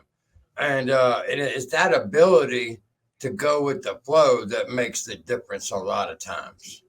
But I like to train from a position of, I want you to get better, right? I always did better when I was paired up with somebody who had something I wanted. right? Whether it was knowledge, it was recognition, it was money, it was education. All of those things come into play, right, in our normal lives. And we all want some of those things or all of those things, right? So the best way to get better is to surround yourself with people that are better at whatever you want, and that goes for training too, right? It's just that simple. No, Pay attention, take notes, and know when to be empowered. That's a big piece. Darryl brought that up earlier. That's my number one thing. Every advisor out there, if it comes to me, they already know that they're probably going to lose half their money anyway, because I'm going to do whatever it takes to make the customer happy, but not lose money in the store. We're at least going to get the parts paid for, right? And I do that all the time, with an upset customer. I'm not going to lose a customer over $150 part. Mr. Customer, it's your part. You're leaving with it. You go ahead and take that part with you. After you pay for it, I'm going to put it on for free. Okay? That's fair because you're taking the part with you. And as soon as they agree to it, you just taught the person something right next to you. Right? You just taught them a situational skill that you can get pinned in and look flustered and look like an idiot real quickly. Or you can take control of the situation, make the customer happy, and use it as a teaching moment. It's very simple. Situational training is so important to new leaders, to people who are coming up, because you're right. What you train can sometimes switch on you in the environment that you're in. So being able to pull somebody in and trust that they'll be able to learn how to control the situation for their future is huge. And Darryl, I'm going to ask you, let's bring out that coaching secret book you have. I know you've got a book somewhere. So some of the stuff that you put on social media is so motivating. It gets people going. It's great. What coaching strategies does Darryl have to train the next leader? First off, man, I just believe you gotta empower your employees. It's all about empowerment, right? You gotta be in order to be a leader and empower your people, you have to take off the Superman cape. You gotta just delete the mindset of I'm gonna do everything. And I'm gonna get a little vulnerable around here because I once was that leader that believed I could do everything. I'll be in a shop diagnosing a car. I'll be on a service drive writing a customer up. I'll be calling extended warranties for payments. And man, what I did was I created like a bottleneck. Like my guys, they relied on me to do everything. And that's not the way to manage and lead a department, I promise you. And I did it. And that's the only reason why I know it's not, right? So that's like playing a game of basketball, right? And if I constantly, at the end of the game, take the last shot, my team's not going to be capable of taking the last shot when I pass the ball because they're so used to me taking the last shot. So empowering your people to be able to take that last shot and have confidence taking a shot is what's key. And it's kind of like a muscle, right? They might take the last shot for the first time. They might miss it, but they got to keep taking a shot. And over time, they'll get stronger and stronger and they'll build that muscle up. So it's the same thing with empowering people. Somebody might not do the perfect walk around like I can do, or I believe I can do, right? But with repetition over time, they'll get better and better. Same thing with diagnosing cars. So as a leader, you gotta take the cape off where you try and do everything for everybody, and you gotta allow them to do it themselves. Because at the end of the day, if I ask, say Shawn Butler, hey Shawn, can you diagnose this car for me? And then I run to the back and diagnose it for you. What is that doing to Shawn Butler? Right? That's correct. I think they hold me back because I didn't learn nothing. Exactly, right? And then now it's taking up my time, and I'm not allowing you to do your job. I'm actually hurting you. So I think that's number one is learning how to empower people. Because, man, I'm telling you, I did this as a leader early on in my career. I tried to be Superman, and when you do that, you're hurting your team. You might think you're definitely you don't think you're hurting your team when you're doing it, but long-term effects, you're hurting your team, and you're stopping. And I want to ask you this question because you brought it up, and I love analogies between leadership and sports. When you pass that ball, and the person misses the shot, or the person doesn't do the walk around exactly the way you would, or they don't present the menu, or don't do an active delivery exactly how you would handle it. how do you bring those teaching moments for your team at that time? How do you build that leader? How do you do that, Darryl?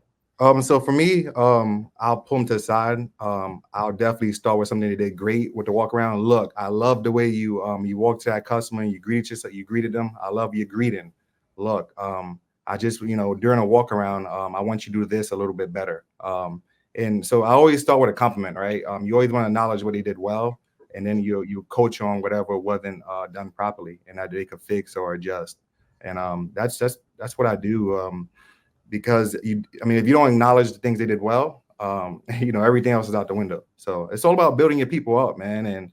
And I love coaching, man. I love seeing people get better. It's my passion. So that's what I do. And look, when you pass that ball or you empower your people, that's one of the hardest things to do as a leader is transitioning from doing everything to empowering your people. But when you do it and you empower your people and you actually watch it happen and watch the magic happen, that is the best feeling in the world as a manager. It's kind of like patting that person who missed the shot and you say, hey, great job taking the shot. And then, but tomorrow we're going to hit the gym and we're going to practice the exact same shot 100 times until it becomes muscle memory, which is exactly what you're doing.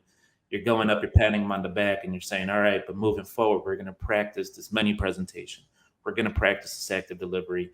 I love the knowledge you're dropping. Thank you, Shawn. You gentlemen are giving us secrets here, and thank you for that. What benefits does it provide you as a leader to train your next replacement? What does that do for Shawn Butler? Oh, for me, it's all about that mental relief, right? Because most of y'all, you guys know me for quite a while, right? And you guys know me off screen, so to speak.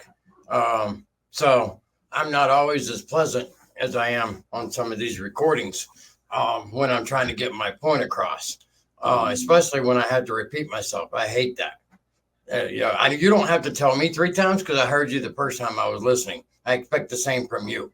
Those kind of things. There's some stuff I don't let up on. But the number one benefit is I don't have to worry. There's no worry on my brow right now.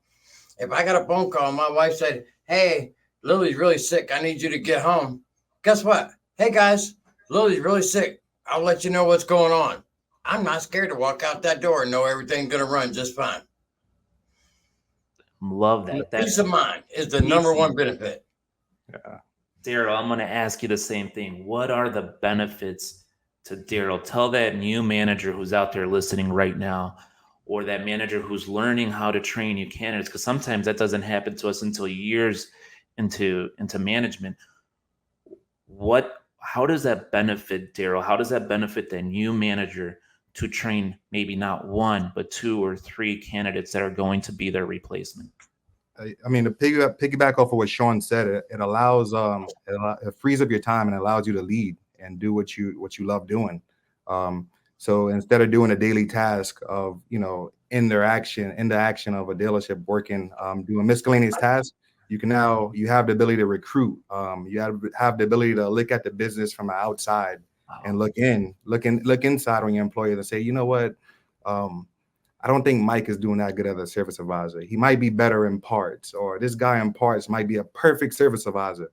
And it gives you a different view looking on the business when you're not, when you're not doing daily tasks of working in the business. You could work outside the business, and you could look inside the business. And that's what I'm realizing as I grew as a manager. It's just giving you a different view on the business, outside view looking in. Great, Shawn. Now we've talked about some of the secrets that you have in that coaching book, and we've talked about some of the stuff that it benefits you individually. But how does this benefit your business? How does this benefit the entire company? Or more importantly, how does this impact our automotive industry to build these leaders? So, in my mind, we're building for the future, right? We're always training our replacement. I should be training the next manager. Matter of fact, I'm training 3 right now. It's a timely subject for me. Because as you may or may not know, I was given 1 to 3 years to live a couple weeks ago. So I probably need to train somebody. It'd probably be a good idea to help my company out, to not leave them just holding the ball one of these days, so to speak.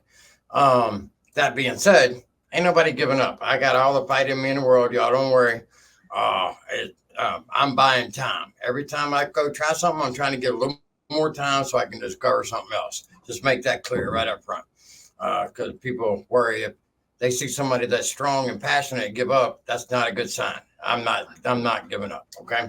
So, but when we go back to, what were we talking about, Eric? I'm sorry, I got sidetracked there. How does that benefit your company? How does it benefit the automotive industry? Good. All right, good. The circle. All right, so we have a circle. I have this, and once a month in my meeting, when I review the numbers, numbers are boring to most people. I like them. I'm a manager.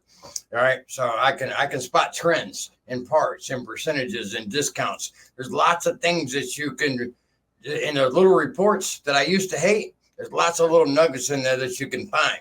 Because like most managers, I've already gone through and picked out the 50s and the 20s and the 10s.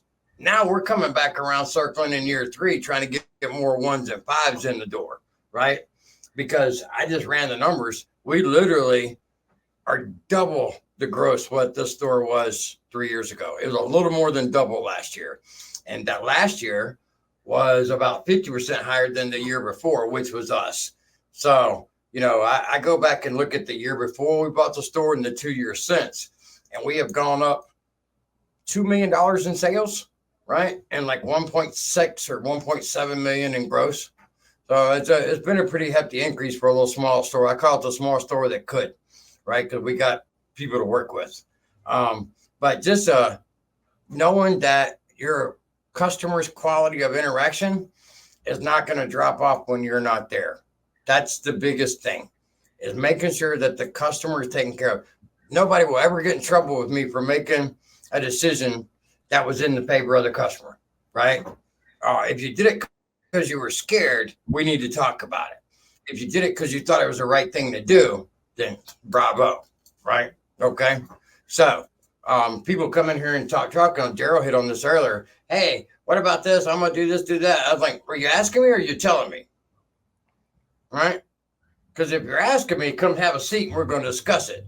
If you're telling me, hey, I think it's a good plan, roll with it. Shawn, your courage, your bravery is admirable.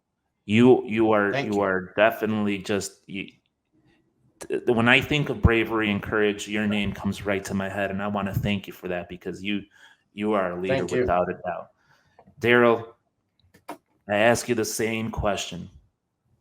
What does building leaders do for your company? What does it do for our automotive industry? Building these leaders, making sure that they know how to handle not only store situations, but their future situations. What does that do? It's all about bringing value to people. And whenever you're building a leader, you're bringing value to them. And the more leaders you build, the more value you bring to the company, the more value you give to the customers, not just the customers, but the new leaders, the new up and coming leaders. You bring value to their family as well. And so just, as a company, building leaders, I just love to see people grow. I love to see people move up in life. And so to take somebody from being a porter and allow them to become a service manager or parts and service director, trainer, it's giving them a career path where they're not locked into one job. They have a vision. They have a career path where they could strive to get better every single day and work towards that. And then it aligns within your company as well. So I think that just aligning with a vision and career path to move forward and just something to work towards every single day to get better. And gentlemen, I'm gonna ask you to answer this. Darryl, what was one time when you were that candidate, when you were the person who was the mentoree? What's one lesson that was valuable to you that you still use to this day?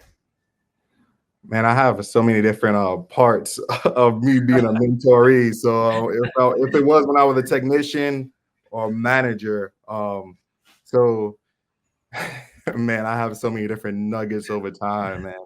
I say this is the most valuable thing that I have learned when I was a mentoree was stop doing people's jobs for them and allow them to do their job by themselves. That was a valuable thing I have learned. And if people aren't writing that one down, Yeah. Shawn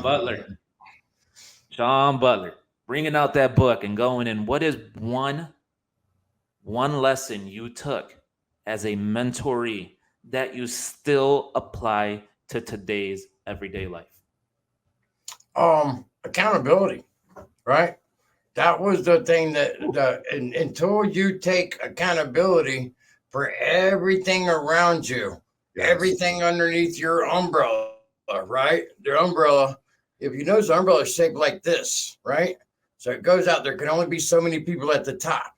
The umbrella tells you you have to squeeze down, and then you got bigger masses. But the point is that umbrella's got to be over everybody. We want that person that's answering the phones right now in the BDC to become an advisor, right? That's helping the company. That's propelling us forward. They understand what's going on. We want that technician that nobody ever talks to or nobody ever recognizes. We want him to go, hey, can I get some of that schooling I see these guys going to? You know, like it's a drug that they've been denied, you know, and that's the kind of reactions you want. You want to have a stack of people trying to work for you, right? Because they've heard good things through the grapevine around town. We're a smaller area, you know. I mean, just all of those things. You know you're doing it right if people are calling you asking for a job and you ain't advertising no jobs, okay? So the word of mouth is getting around. Love it. Gentlemen, I appreciate your responses. I appreciate you sharing secrets for new leaders to be able to build their teams and their replacements around them. Thank you very much. Ted? Thank you, guys. Thank you. Thank you, Eric. I took a lot of notes. I told Ted you'd pull right through it. No problem. Thanks. Good job, buddy. Thank you, gentlemen. Yeah, great job, Eric. Thank you. Thank you. Thank you so much. Wonderful. I took a lot of notes, Darryl and Shawn and Eric. So y'all did amazing. Wonderful conversation, and we're gonna have to come back and do this again. So yes, sir. Well, you know, it's a good time whenever friends can get together, right? Sometimes it's all we can do is this Zoom meeting, but it's better than no time together. Absolutely. All right. So I learned a lot, everybody. So Well, three of the best in the business. Thank you, Shawn. And Shawn, you are a hero amongst us. You're too kind. You're too kind. Thank you, Eric. Thank you, Darryl. I love you guys. Thank you so much. Love you guys too, man. Everybody, the All-Star Retail Panel here today with us at the Fixed Ops Roundtable.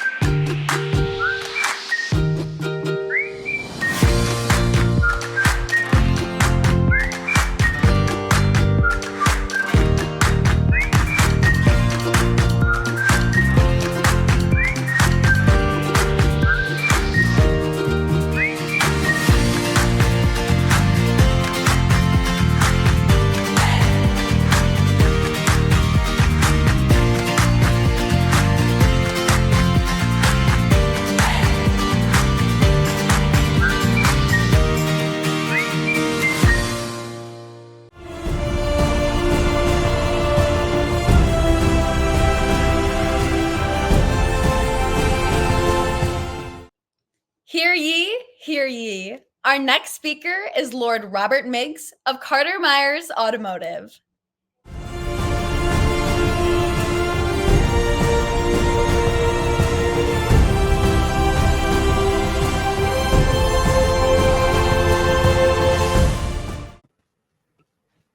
Good evening, everyone. Happy Monday and welcome to the Fixed Ops Roundtable's After Dark show. Tonight, we are joined by the service director at Carter Myers Automotive's Valley Dealerships, Robert Miggs. How you doing, everybody? Good to see everyone. Robert, great to see you. Vanessa, great to see you, and Katrina too. You guys are back from your trips.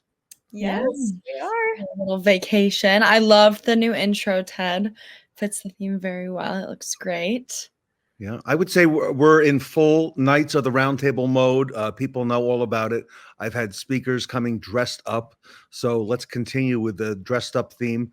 In fact, Robert, I had somebody come and bring an actual dragon, okay, like a stuffed dragon, and I had people with backgrounds and castles, and Robert, really, amazing stuff this time around. The word is out on Knights of the Roundtable, Robert. Yeah, I was not prepared for this one at all. I don't think I have an ounce of it in the house to utilize or or bring to the table to even kind of step in. No swords laying around or anything? No, I thought maybe we would have had something, but I don't think so. Well, we're going to learn a little bit more about Robert tonight, everybody. And Katrina, if you would remind everybody when this event is coming up, including ourselves, because I know it's coming up right around the corner. Of course. So our next event will be January 29th through February 1st, the Knights of the Roundtable event. And of course, as you all know, you can get your tickets now at fixopsroundtable.com. We'll see you there. Yep, big event. A lot of speakers, a lot of panels. And Shawn Kingery has joined the anchor image there. And Sara's involved, Tully and Ed and everybody who's on the screen here. So very grateful to everybody for their support. And comments are starting to roll in now. So Mitch, thank you so much. Shawn, good evening. Understand some weather headed your way. Jim Sabino, great to see you today on the panel. Jamie is, hey, Robert, Jamie Alexander is going to be on a panel later this week, and then she's doing a Q&A as well. So There we go. Yeah. All-star list, Ted. You got a number of people on there, man. It's growing. Yeah, we got some good friends. So, so Robert, what have you been up to? You got a lot happening there. Not too much. 2023 was definitely a handful of a year. We had a lot of growth throughout our dealer group, a lot of growth in our value stores, and myself personally just kind of closed out where we've been and what I've been doing, and kind of pushing my social media presence as much as possible and getting fixed ops out there, trying to, I guess, compete with you, Ted. I got to try to keep up with you. You are all over TikTok, Robert. You're one of the few service directors I know who's in the shop, and like every day you got like a lot of videos going on. We're trying. I'm trying to kind of bring it into a different avenue with the service side. There's a good mix that's out there, and just trying to kind of share exactly what we got going on. And I love kind of posting it across all platforms and getting out there between TikTok, Instagram, Facebook, LinkedIn, just kind of pushing CMA, pushing the culture, pushing my brand, everything, and trying to make it look good. Why TikTok? Why'd you pick that one? I honestly think the platform does a great job of just kind of universalizing how you make some of the videos and making it a simple place to put them together. And then again, I can take them and just share them across every other platform easily in the same boat. So it kind of makes for a pretty seamless aspect for me to go through and get everything up that I need to. Super. Good. So it's your first chance to meet the ladies from Northwood here? It is. I've been following these ladies here as they've been growing with the Fixed Ops Roundtable, and they're doing a phenomenal job. They're definitely holding down the fixed ops world for us appropriately. And you're very complimentary. I notice in the chats and all that, and you see the need to bring people into our industry, Robert. I know you're aware of that. So we do, yeah. No, it's definitely a focus. It's something that we need more of, and it's nice to see it. I wish I would see it more on my side in the shop directly, and we do our best to try to make sure we give every opportunity as they come up to any female trying to come through the automotive side and fixed ops. But no, it's heavily needed. They bring a whole different formalization of what they do and how they do it. So it's great to see the different innuendos that they kind of put in there. So it's real nice on how it comes together. Well, ladies, I know you have some questions, so I'm going to step out of the way and let you ask away about it. Yeah. So how did you get into automotive in general and fixed ops? What kind of brought you into the industry? So I started out as some of the the growing aspects of fixed operations. I started out detailing cars and slowly but surely worked my way up through the whole backside of fixed operations. So I worked as a detailer, I worked as a parts delivery guy, and then a shipper receiver, counter guy in parts, assistant parts manager, and then I made the switch at a dealer group I was working for to the service side of things and started working as a service advisor, service manager, fixed ops director, and whatnot from there. So over the last 23 years, it's been a hustle, been a grind, but I've done pretty much every position on the backside of the house, they say, and just trying to keep learning and growing and see where I can take it from. But it's been a lot of fun. I think it's always just been in my blood. I like cars growing up. I like playing with them. I like messing with them. Really any and everything we could do to, I guess you could say, modify them or accessorize them we were doing when I was, learning to get a vehicle and drive and all that stuff. So it's been a lot of fun. Awesome. Well, follow-up question. What was it that attracted you to CMA and had you move your family to Virginia? So we were, actually, I'll say we were. I was looking for kind of a change of pace from the north, you can say. We're not too far south, but there's a debate of whether or not we're in the South in Virginia or not. Most people say yes. Most people say no. I guess you could say it goes both ways. But we were looking just for a change of pace. And I personally was looking to make a big change in life in general for myself. And I felt the only way to do that was to really kind of clean up and move far enough away from everything that we were around to get that to really grow and manifest and happen. So looking for auto groups and looking for dealer groups that fit what I was kind of looking for as far as a place to work and ideals and their vision, their values. And obviously CMA came up a lot of times when I was working through that, connected through social media. It's how I kind of first got involved with finding them and seeing who they were. And from there, we ended up, I reached out to Scott Simons, who's our president and executive manager down here in the Valley Stanton stores, and talked to him about an opportunity that was here. And we discussed some things, and obviously we're about 6 hours apart at that point in time. And they wanted to kind of focus on what it would take to come down and work in Virginia versus living in Pennsylvania, moving a family down, living, all that stuff that kind of comes with having to move. And we did some spot checks. I came down to the stores by myself one day and kind of interviewed with everybody to make sure everything was what it was online. I guess you could say was probably close to where we were, just to see if they were what they were in person versus just on social media. And lo and behold, it kind of took on its own path. And probably over the next 3-4 months, we kept talking, and we made the decision to try to put it together. And in doing so, they ended up bringing my family down and interviewing my family as part of the onboarding process to make sure I had support from them, from both my kids and my wife, as well as us having any questions and support in the aspect of what they would be doing, bringing us on and making sure that we were going to be able to sustain living down here and also be able to kind of grow and whatnot in the area. So it took a little bit of time, but yeah, it was definitely a big interest, and finding a home in a store that kind of embodied everything I wanted to work for and work with, and be able to take what I was doing in Pennsylvania down here and doing it the same way. Because I worked for a great auto group in Pennsylvania at the time. Ultimately, we were just looking for a kind of a change of pace completely, and put us down here in Virginia, and ultimately inland a little bit more in the mountains comparative to where we were. And but it's been nice. It's a beautiful area down here. The family's doing great. The kids are doing awesome. So it's really cool to kind of see how it all came together. So I have, if I'm a quick follow-up, and then was the fact that Liza is a part of that organization, was that a factor at all in any of your decisions? Liza was part of the initial contact that I had. Some of the other auto industry leaders, obviously Glenn Lundy was a focal point in how I kind of got the connection through the group, and then through watching kind of how they were doing their social media presence, because they were real big in growing their social media at the same time as well.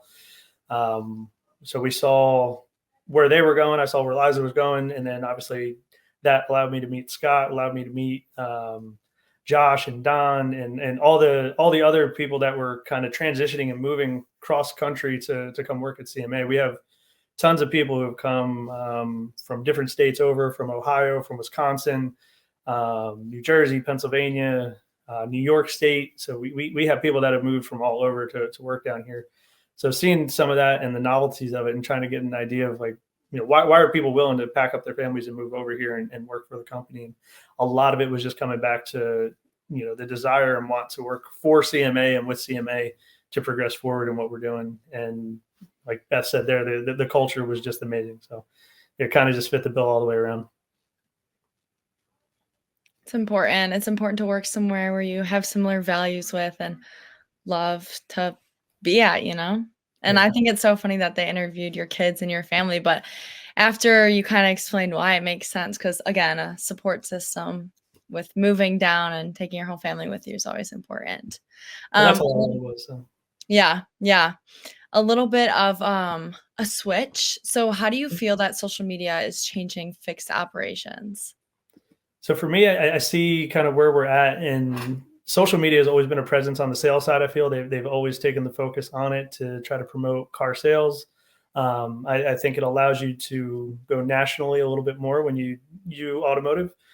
So we do push that, and we take the ability to sell a car in any state across the United States and really focus on the fact that we could do that. So for myself, I had to take a look at that and kind of take that into play on how you can do that for fixed operations and what you can do with that. So like Ted said, platforms like TikTok, just showing the fun we have in the shop. We do a lot of videos on our builds that we do, being that we're a Chrysler Dodge Jeep store. So, we're putting lift kits on vehicles, we're doing wheels and tires and, all kinds of light bars and winches and all different accessories that make the vehicle more personalized. So we're embodying that aspect of it and taking it into a place of visualizing and giving CMA kind of a name nationally, if not globally, in some aspects to really shine on what we do. And then ultimately, my focus then I had to identify with a customer base in order for fixed operations really to have a footprint on what we do. So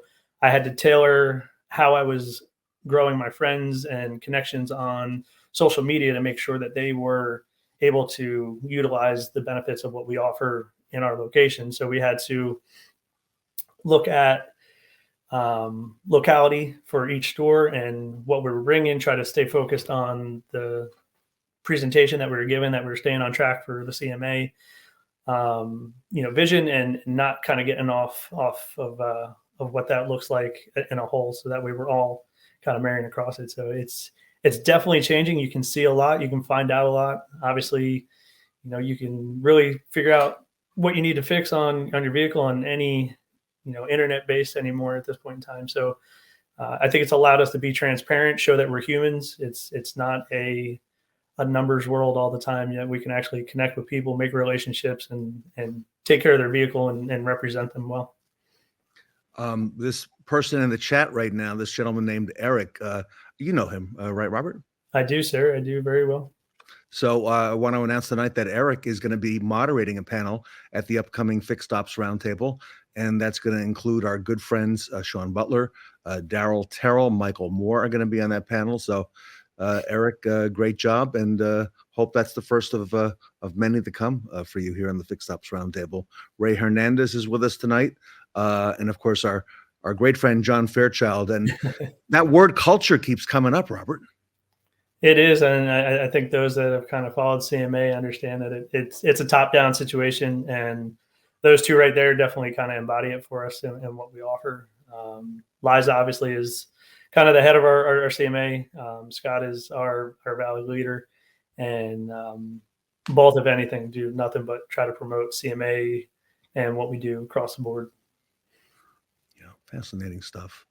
And Liza has just created a whole different platform with a different mindset, and she's really grown that organization with people like Scott, like yourself, and I see the CMA Day that you post once a month on social media. Tell us, what is CMA Day? Because you promote that And so does the rest of the organization pretty well. Yeah. So CMA Days actually ends up being, you don't see too much of it every time, but it's pretty much every Wednesday, the first 3 Wednesdays of the month. So the first Wednesday is a company-wide training and growth that we spend an hour on. So everybody in the organization is connected through that. So we record it as well for those that can't make it on. But everybody that can jump on live, it's a live training that we do as a company. And then we do, the second week tends to be a leadership training for all leaders throughout the company.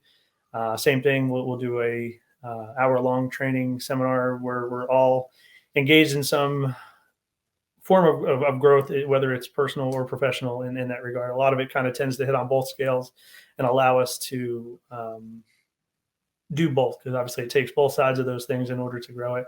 And then the third Wednesday is as our upper leadership, our executive managers, our general managers, and the executives from CMA. So they'll get together and they'll have a final day of training themselves where they'll get together and kind of embark on it. So and each one is catered a little differently to the group, but each path kind of follows the same learning curve of what we're working on. So everybody's going through the same process in different steps, and then we just kind of keep going on it. So, but it's definitely unique. It's a little different. I know a lot of groups that are not really kind of getting too deep in that, but for us to have a little over 1,100 plus associates welcome to a dealership or a company sponsored training in that regard, and taken so serious. And then Liza will go over, typically the first one of the month, since it's for everybody, she'll go over highlights from the month for sales staff, personnel. We send in, kind of like kudo videos or conversations about people who've done what we kind of feel into the CMA people aspect of things and what they're doing, and that they're living up to the vision and values of the company. And when they do, we spotlight them and make sure that they get some love across the month and throughout the week. And we kind of put it everywhere. We try to share it out to them all over. Awesome. We haven't seen Michelle McLean, Katrina, on here in a while, so I'm really honored to have Michelle. Yeah. But it looks like she's I'll take credit for it, Michelle. She said she's been busy, so working on our roundtable content all day, probably for us. Yes. Maybe. Is there another roundtable? Oh, Yeah. I don't know. Well, maybe. Michelle, very grateful to you for all that you do, and I think John Fairchild, says it right there as well. So, Robert, Carter Meyer's one of the best dealer groups in the country. Obviously, a place that people want to work for, right? So, what are your plans for 2024? 2024, we live by a word that we try to go by, and this year, or I should say, my 2023 word was standby, which was to be available to either my staff, the company, or my family, whoever it was, to be there on standby, ready to go to jump in and help and take care of anybody's needs that they ask for. So moving into 24, my word for this year is going to be expand, and I'm going to be looking at how we can kind of grow and both the company personally, professionally, and the people around me. I'm going to try to make sure everybody is going in a forward path. So we're going to do some fun things in 2024. I think you can see a lot more social media, try to do a lot more video content, more so than just post, and really kind of just keep sharing the name and getting the brand out there and what we're doing. And it's going to be a lot of fun. Yeah. So besides the social media that you've been really involved in, what are some other current trends that have been on the automotive service side of the industry that you and your dealership are, adapting to? Sure. So I think one of the biggest one, obviously, and I can say we're probably a little behind the curve on it, which is hard for us to really kind of say sometimes, but as everything's transitioning to the video MPI, we're putting a large focus on it this year in 2024 to make sure that we don't have it spotted throughout the auto group, but that we're doing it at all of our stores. And we're trying to kind of come into the focus of what the customer's needs are and what the customer's wants are. And obviously there's a lot of statistics around the video aspect of video MPI and how it is more beneficial for the customer, helps out in regards to their understanding of what's going on with repairs or maintenance items that they need. And that ultimately kind of builds and gathers up that open transparency and again, comes back kind of to the relationship. It proves that everything is what it is. When you see it with your own eyes, you can't really kind of fake it at that point in time. So it's going to build a lot of good stuff for the consumer base as well as the employees and the staff itself. I think it's just going to help build a lot of open transparency and communication between us and the customers moving forward. Yeah. Are you doing video MPI now, I assume? We are. We're working on it in a couple of our stores. We have a good amount of our stores in our auto group are on different platforms. We're trying to centralize it to figure out exactly which one we're going to stick with here throughout and make kind of standard, I guess, across the board. But one of the best things we learned is we have to use what our staff is going to use. So we're trying to find what fits appropriately. So each store may be on something a little bit differently at the end of the day, but the same common goal is what we're looking for at the end, which is to make sure everybody's just on it and doing it. And manufacturers are pushing on us as well to get it done. So it's becoming more and more important at this point in time that we kind of get in it, try to get in front of it a little bit better than we have. So Robert, we're working on a project with Tully Williams at the Niello company and with Cox Automotive together on a project on how to do these tech videos and how to do service advisor videos to update the customer. So we're actually sending our film crew out to see Tully before the next event coming up here at the end of January. Our film crew is going to spend a couple days out there, and then we're going to ask Katrina and or Vanessa if they want to go out to Sacramento to the Niello group to help do some of those tech videos and service advisor videos, as part of our work that we're doing there. We think that's really fascinating. I agree with you. That's going to be the area of growth. And that's got to be, Robert, $1 billion industry or more right now. Yeah, it's huge. And obviously there's a lot of companies out there, and that's where we're kind of focusing on what we need to do in order to keep it moving forward. I guess it is what it needs to be. We got to get it done. You heard me call your name, Tully. Okay, Happy New Year. I'm here now. So Tully, we're looking forward to all the good things that you're doing with tech and service advisor videos out there at Niello. And there's a comment in here from Ray Hernandez. I don't know if you saw that just a few moments ago. What does CMA do differently to recruit and retain techs? So we got a couple of different things that we do. Obviously, in the recruiting aspect, one of the comments in there is from Beth. She's our corporate recruiter. She spends a lot of time working with the trade schools from high school, college, in the local areas in our market specifically to get us involved, as well as like myself and a couple other the service managers and directors. We are involved with the boards for those as well, and when we're engaged in making sure that the school has the support they need, and then we're supporting them as well with getting the students in. We do a lot of kind of career days within some of the auto groups and where we're at with our with the schools compared to where the stores are. So when they're close enough, we'll have career days. We'll bring the family in, we'll bring the students in, and let them all see what Automotive has to offer. Show them that it's not a just a pointless kind of career path. It can be a very lucrative kind of business to work in for a trade. And then as far as our retaining technicians, obviously we being an ESOP company, the technicians are just as familiar with the rest of the staff on that so ESOP is employee stock option. Every employee at that point in time becomes an owner in the company. We do retention bonuses for the technicians specifically to help keep them long-term, where we pay them a bonus out at the end of the year based on all their hours turned.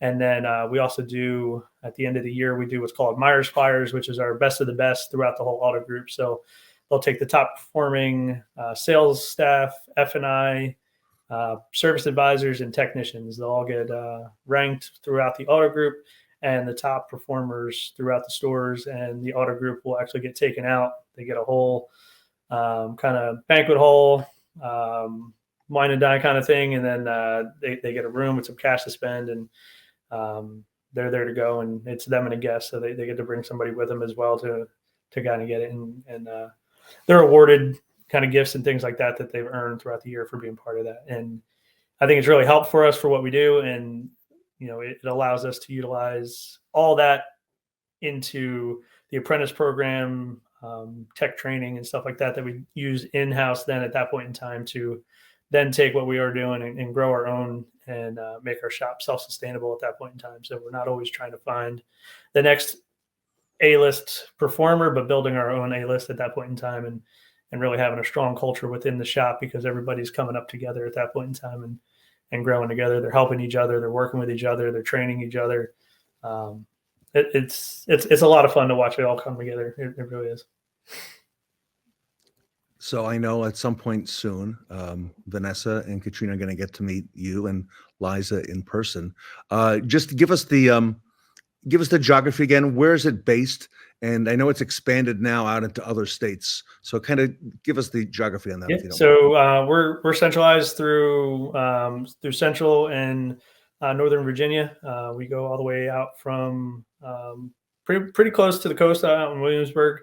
And then we come through Charlottesville, Richmond, Stanton, Lynchburg. So we got 23 dealerships and I'm going to get this wrong, 5 or 6 markets total that we have across all of them. And then we're actually going to be opening up. We have one store, or we have a section of stores that are in West Virginia. And then we have a store that we're looking to launch coming up in the future that will put us in another state as well. So we'll have a pretty good footprint throughout the whole Northern and Central Virginia area when we're all said and done. But it's pretty good. 23 stores total and all with all that. That's impressive. And quick growth too. We went from 8 stores to 23 stores, I think, over the course of about 4 or 5 years. It all came together where we just kind of boomed open and started acquiring. Liza's goal had been to kind of keep growing and going, and she's definitely doing it. So I'm sure we're nowhere near stopping at this point in time. There'll be more. Yeah. The 2024 word, expand. Exactly. Yeah, exactly. Okay. And Liza certainly is, a great dealer operator. All right. And it just shows you what all of us can do in this industry, right? The advancement. So she's done a wonderful job. Robert, thank you for all you do for fixed operations. And I'm looking forward to seeing you at the upcoming Fixed Ops Roundtable. You're on a whole lot of segments, a lot of panels, as always. I remember when you first came on and we talked to Ed Roberts, about you doing your first panel. And, now here you are all the time. Robert Miggs. You got it. Thanks, guys. I appreciate it. So, all right. So Vanessa, one more time for everybody, if you haven't gotten your tickets yet, and by the way, we've had a lot of tickets fly out of here in the last 24 hours or so. What is the best way, Vanessa, people can get those tickets? Yeah. So our next event, the Knights of the Roundtable, is coming up. It's this month, going into the next month as well, January 29th through February 1st.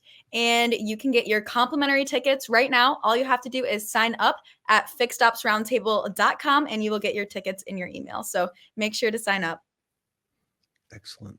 And you know what? A lot of people say, why do you say how to get the tickets? It's because a lot of people contact like me on social media. They say, I want to go to that event. How do I get the tickets? Like, okay. Didn't we tell you like 50 times? Okay, we'll do it another time. So, but you must not have posted it enough, Dad. Right. So. Robert, we got to get you dressed up like in the medieval costumes and stuff. Ah, man, I will see what I can put together. It's gonna be tough. I know I did it on the Avengers one pretty good, but I'll see what I can come up with. I might have something to come out. All right. Well, on behalf of Robert Miggs at Carter Myers Automotive, very grateful to you, Robert, for all you do. Katrina Ness and Vanessa Collins, I'm Ted Ings, and we're going to see you Wednesday night. We're going to have another special guest here. Her name is Rebecca Chernick, and she and Marco were the two people who inspired to get the Fixed Ops Roundtable going 5 years ago. We're going to start celebrating our 5th anniversary. You'll see the graphics coming out on that. And Rebecca will be here Wednesday night to tell you how that all happened, how it all came about. So fascinating story. So everybody, thanks for being here. We'll see you Wednesday.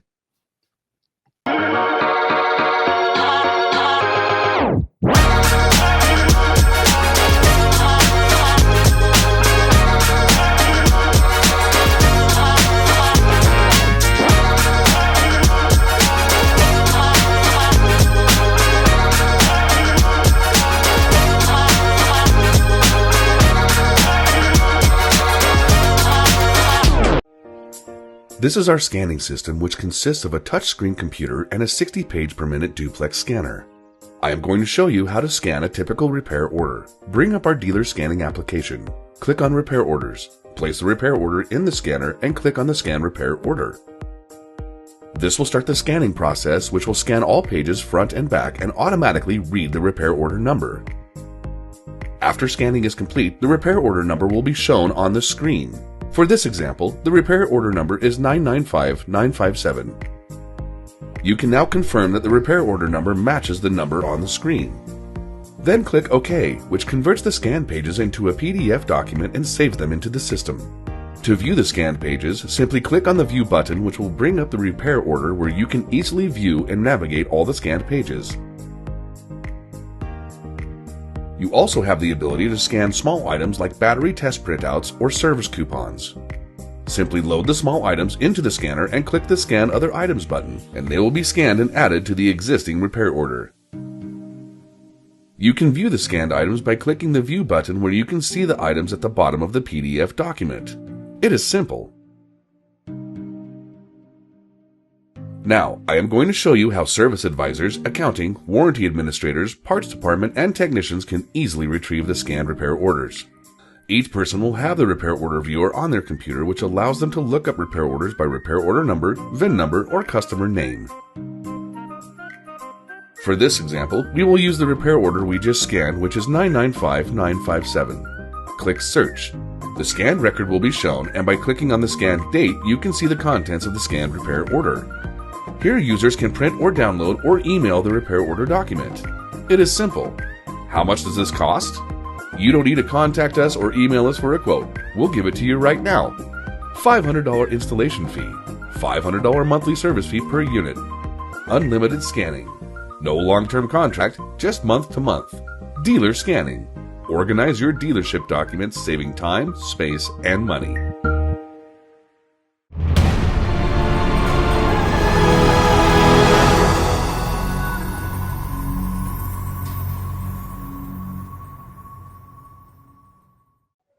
Gaze into the crystal ball and get a peek into the future of EV retail on our next panel featuring Lady Liza Borches of Carter Myers Automotive.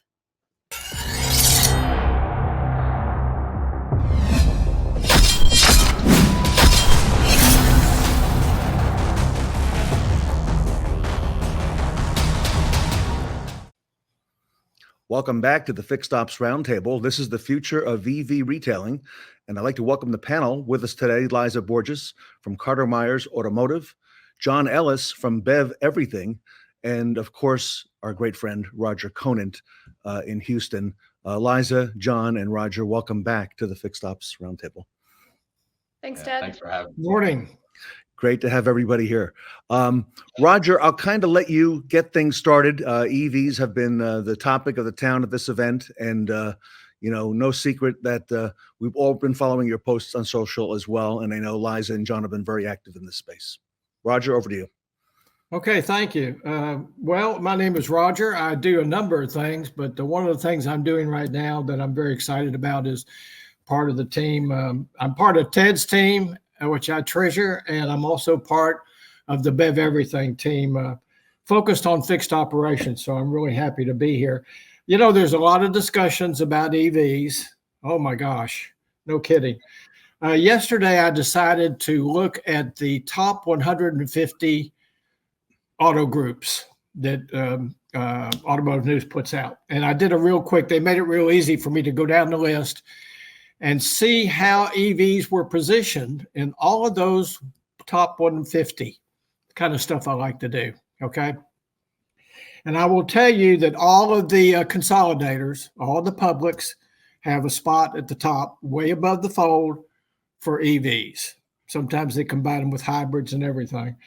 But out of the rest of them, only 14 of the top 150 had anything referenced other than, well, the person interested in EVs would have to actually go in and start shopping for EVs.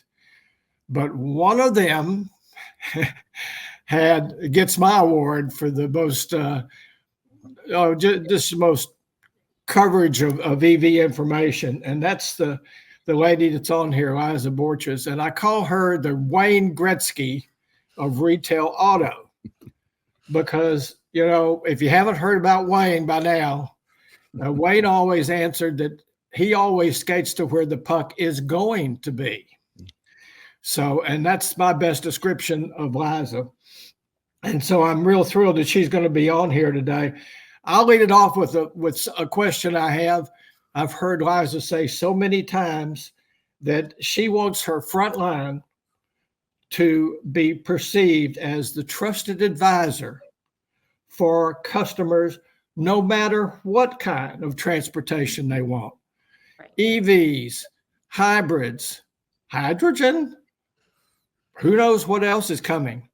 And so I'd like to ask Liza, first of all, how she came to that strategic decision. And then I'd like to have her explain a little bit of her history of how she built that to what was last summer her second EV boot camp. So Liza, let's hear it. Thanks, Roger. You know, this year is our 100th year in business at Carter Myers Automotive. Congratulations. And I say that on purpose because I think back to where we began, which was actually with electric vehicles on our showroom floor of a hardware store before the industry ended up going towards internal combustion engines. And I think about what has kept us in business for 100 years. And then what does that mean for our future, right? And so when we look to the future, I think, you know, right now technology is changing so fast in everything in our life, not just automotive. And so we are constantly telling our team that we want to position our company to be that trusted advisor and be around for another 100 years, because our consumers today are going to be faced with decisions around their transportation in the next 5, 10, 20 years that they've never been faced with before. We've had the same technology really for the last 95 years. And so whether it's electric vehicles, whether autonomous ever ends up being a thing, a customer's going to need someone to help guide them. Are they comfortable riding in a car versus driving in a car, right? Is an electric vehicle the right journey for them? Any other alternative fuel options that are coming? For a while, there was a lot of talk about subscriptions. There's still a little bit out there around subscriptions. Helping a consumer understand what sort of transportation is going to get them where they want to go in life, that's our job. So EVs are a part of that. We want to make sure that if a consumer is, whether they're considering an EV or not, whether we ask great questions and we help them find the best piece of transportation for themselves and their family. So that's our job. That's what's going to keep us in business for another 100 years. That's the strength of the franchise system, is that we can really create relationships with our customers and help them down this path. Well, that's a great description of what you do. I know that you're further into making your public aware of EVs than anybody. I can just say that because I do a lot of research. I know you're so willing to share just everything with other retailers. That's another good check in your column. Can you describe a little bit the model you use? I mean, I know you did 2 boot camps, but I don't think anything's real proprietary. Tell us. No. As you said, I love to share. I think that's what has made our industry even better in the last 10 years. I think before that, dealers felt more competitive with each other and were except maybe within their 20 group, wouldn't necessarily share. I have been inspired in the last 10 years getting to know so many other leaders in this industry and the collaboration that we have created. It's absolutely part of what I love about this industry. So specifically to the EV boot camp, as you mentioned, we did have our second annual one this year. 2 years ago, we made the decision that we had read all of the data about consumers coming into dealerships and saying, the sales associates don't know anything, or they know a lot less than I do. And the car's parked in the back and the battery's dead and nobody wants. So we said, we don't want ever to have that perception about CMA. And we know that this is going to be a piece of what we're doing, hopefully for a long time. And so we kicked off last year with our first EV boot camp. And then as always, you improve, right? So this year we had, I think about 45 of our team members here, sales managers and sales associates representing every dealership across CMA. We have 23 dealerships at the moment. And we had different speakers come in. John Ellis and Bev Everything was a large, important part of our day. We also brought in Stuart Gardner from Gen 180, who brought a consumer panel with him, which is always an interesting part of the day. And then we had Lena Lewis from the Nature Conservancy come to talk specifically about some of the data and the myths that we hear about EVs in the environment, because you hear stuff all over the board. So we wanted to look at data to really give our team, help them feel intelligent when they're speaking to a consumer about the truth around EVs. So that was our full day. But the most important thing that we've evolved to was every one of our team members gets PlugStar certified. So they have to do a 90-minute online certification around everything from incentives to home charging infrastructure to the true cost of an EV. And then we've partnered with Bev Everything and John and his team so that every month for throughout the year, we have a live webinar Zoom call where they're helping to train, answer questions, share best practices across our stores, allow our team to share, well, what stumped them this month, or what did they run into that we can help them through so that we can be that trusted advisor. This year, we got more stuff being thrown at us with the IRS now that we can, give incentives at the time of sale. Just the last, what's today? In the first month of the year, we've already had a few challenges with that, but overall it's going positive. That's great.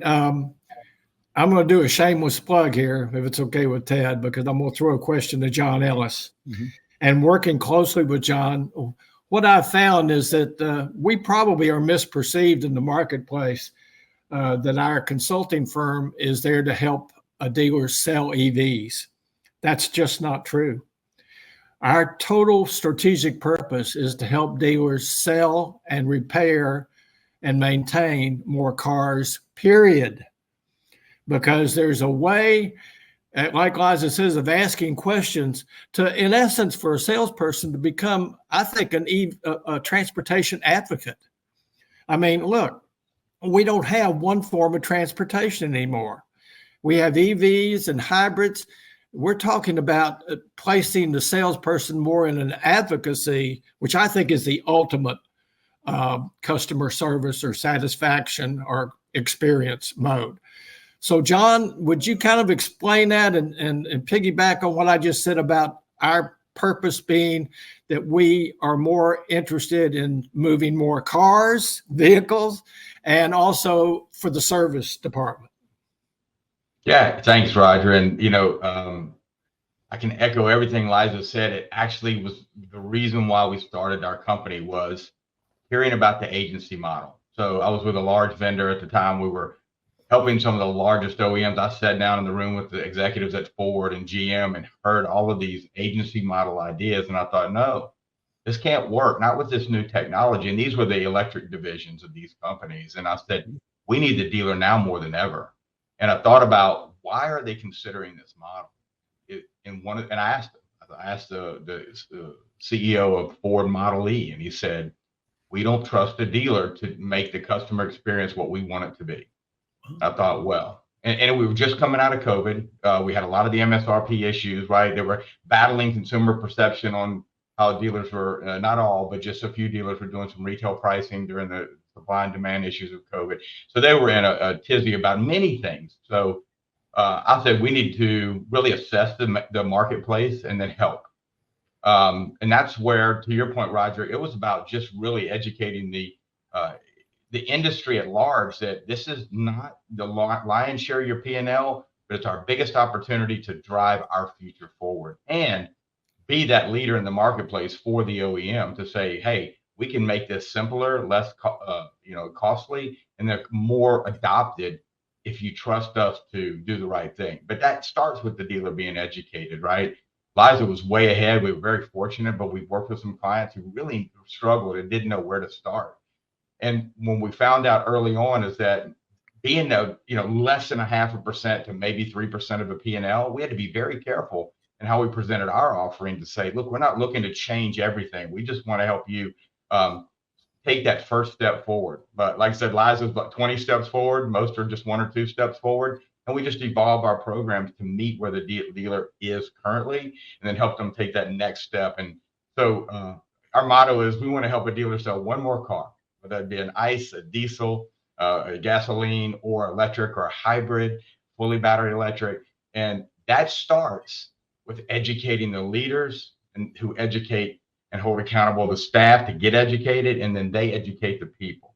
So it really should start with the OEM, and they're doing their very best, but it's a big daunting task. And they're still, 95% of their P&L is ICE engines, right? So at the end of the day, it really falls on us as dealers and leaders in the stores to educate the consumers so that they don't come back and write articles in Automotive News about how much they hate BEVs. And our job as dealers, and Liza's taught us a lot about this as well, is creating raving fans in a space that's very scary. So that's our goal. Roger, thanks for giving me the plug. We just want to help a dealer become more efficient in whatever it is they're selling today. Can I ask a follow-up, Roger, if I may? First to John and then to Liza. Based on your findings and your work so far, and we have a lot of dealers on the Fixed Ops Roundtable, California dealers who've done very well now with EVs. And we've heard that some of the OEMs, like you're saying, are more versed in the education side for the retailer, than others. But education seems to be at top of the list. My question to you, John, and then Liza, are EV shoppers different? Are they any different than any other shopper? I was going to ask. Yeah, it's a great question. And listen, the OEMs do a great job of product educating. Their number one goal is to understand their vehicle, their product, but not the operational acumen needed to qualify a customer for an EV purchase. Be that experience center as a retail store. So that's what we do and it answers your question. The EV curious, what we call intenders, the EV curious, they're really just coming in to ask questions. They're not sure, especially if they're not a prior owner. If they're a prior owner, we better be ready. But if they're not, we certainly need to be curious with them. What is your lifestyle? What are the reasons you're buying? Liza has folks come in from environmental and energy and in the operational acumen. We want to answer the question. Is it an environmental purchase for you? Is it a budget purchase for you? Or is it just an exciting, fun purchase for you?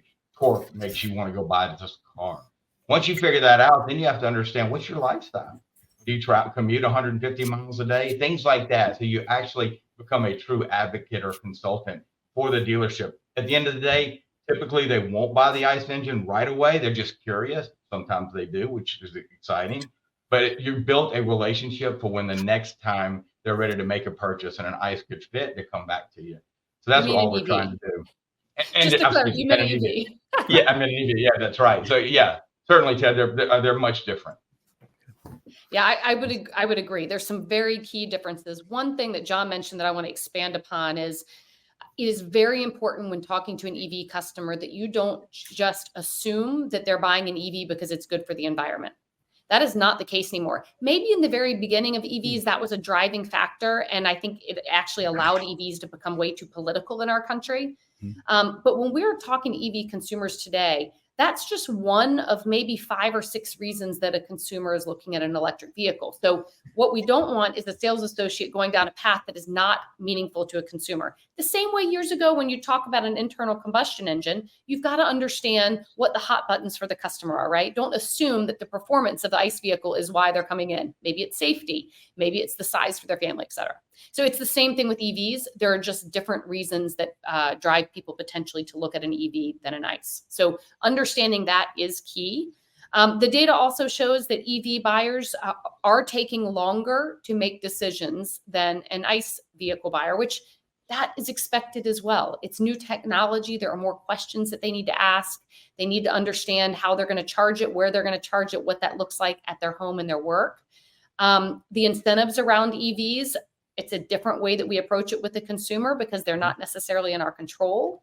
Right. And EV buyers, when they come in, we know that the number one thing that they really need to do is drive the vehicle. And that's exactly like an ICE customer, right? That is the number one reason they want to come to a dealership.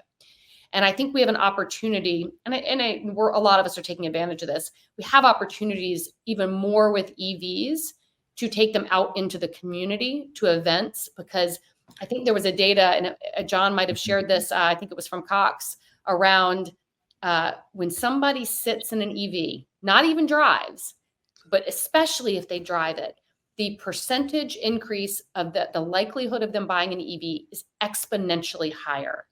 And I believe that the number one driver, and John, I would love for you to state if this is true, the number one driver has moved from necessarily being an environmental economic purchase to the performance, specifically for male buyers of EVs. The performance of the vehicle is one of the top driving factors now. So that's pretty exciting. And while they are different from ICE shoppers, there are some similarities, and we have to help them make great decisions. Yeah, Liza, spot on. For male purchasers, performance, torque, right? For female, it's fuel efficiency, cost, Right. budgeting. So knowing those things can really help in that initial conversation. Presuming the answer is not the best way to go, but asking about concerns can help you build that bridge and correlate really why the purchase. And Liza's right. Environmental is important, but it's not the driving factor anymore. Cost of ownership is a big one, right? And so understanding all those reasons and being able to speak to them is what we try to help the sales teams learn early on, so they can have that consultative conversation. And again, just be there for the experience that may lead to the purchase. Well, let's talk about used EVs a little bit, because I feel like used EVs are the new used that are not used. With the battery being at the heart of a used EV, but I see more and more, and Jimmy Douglas has said this, we're going to see a lot more EVs used. So Liza, what's your approach and your experience towards the used EVs? Well, there are three things that I'll share. First, and we had John work with our team a bit on how you would properly appraise an EV. It is a different process, and there are different data points that we have to look at on an electric vehicle than an ICE vehicle. And right now, in today's environment, the majority of dealers are not looking at them differently, which is causing a problem with the values that they're putting on EVs in their dealerships, and how they can then present that vehicle for sale as a used EV. So you mentioned battery health. Obviously, that's a big one. And the majority of dealers don't have the knowledge to know what to check on a used EV to be able to understand what the right value is. So learning from people like John and also other resources out there is critical. The second thing that I'll mention around used EVs, this whole situation with Hertz selling off a bunch of Teslas at a very low price point has created a challenge out there with values on used EVs a little bit right now. People are skeptical, they're nervous. We had a handful of used Bolts that all of a sudden, we had to significantly discount way below our cost. We just weren't getting any action on them because there was some other EV competition in the used area at a much lower price point. So that's a concern. We need to pay attention to what's happening with some of these fleet owners around EVs and how they're disposing of them and how that impacts the numbers that we're putting on these vehicles. And then the third thing that is a little bit exciting and a challenge, I'm not sounding very positive around used EVs right now, which is the moment that I'm in. The technology is changing so fast, the range, and everything in the vehicle, that I have some concern about how fast these EVs are depreciating because of the new technology coming out. So we need to be on our game. I think that the greatest positive thing about used EVs is they are very affordable right now. And for a consumer who is a payment buyer but wants to try an EV, there has never been a better time than right now for them to get an EV under $20,000, also less $4,000 tax credit. You can buy used EVs for $12,000 to $15,000 out there right now. That's crazy. Now that's a good affordable vehicle.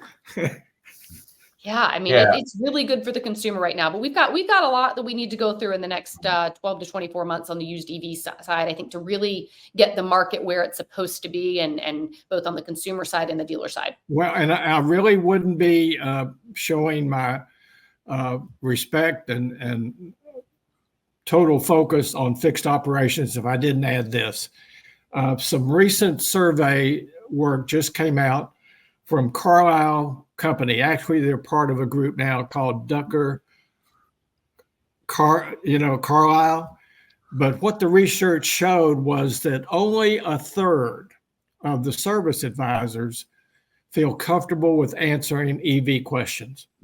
And folks, that's my area. Okay, I say that the fixed operations, I always call it the new front end. Sorry. But I'm going to continue to do that. But I also I also call it the loyalty loop, and that I believe that fixed operations. Well, what's the old saying? You know, they sell the first car up front, and we sell the rest of them. So we're going to be doing work with the service departments to help them become familiar with used EVs, with any type of EVs in the service. I got to say something about Liza's group that I heard on the call with David. Actually, one of the panelists on that call, before she talked about her company or anything, said that she had done some research and ran across a tweet. All right.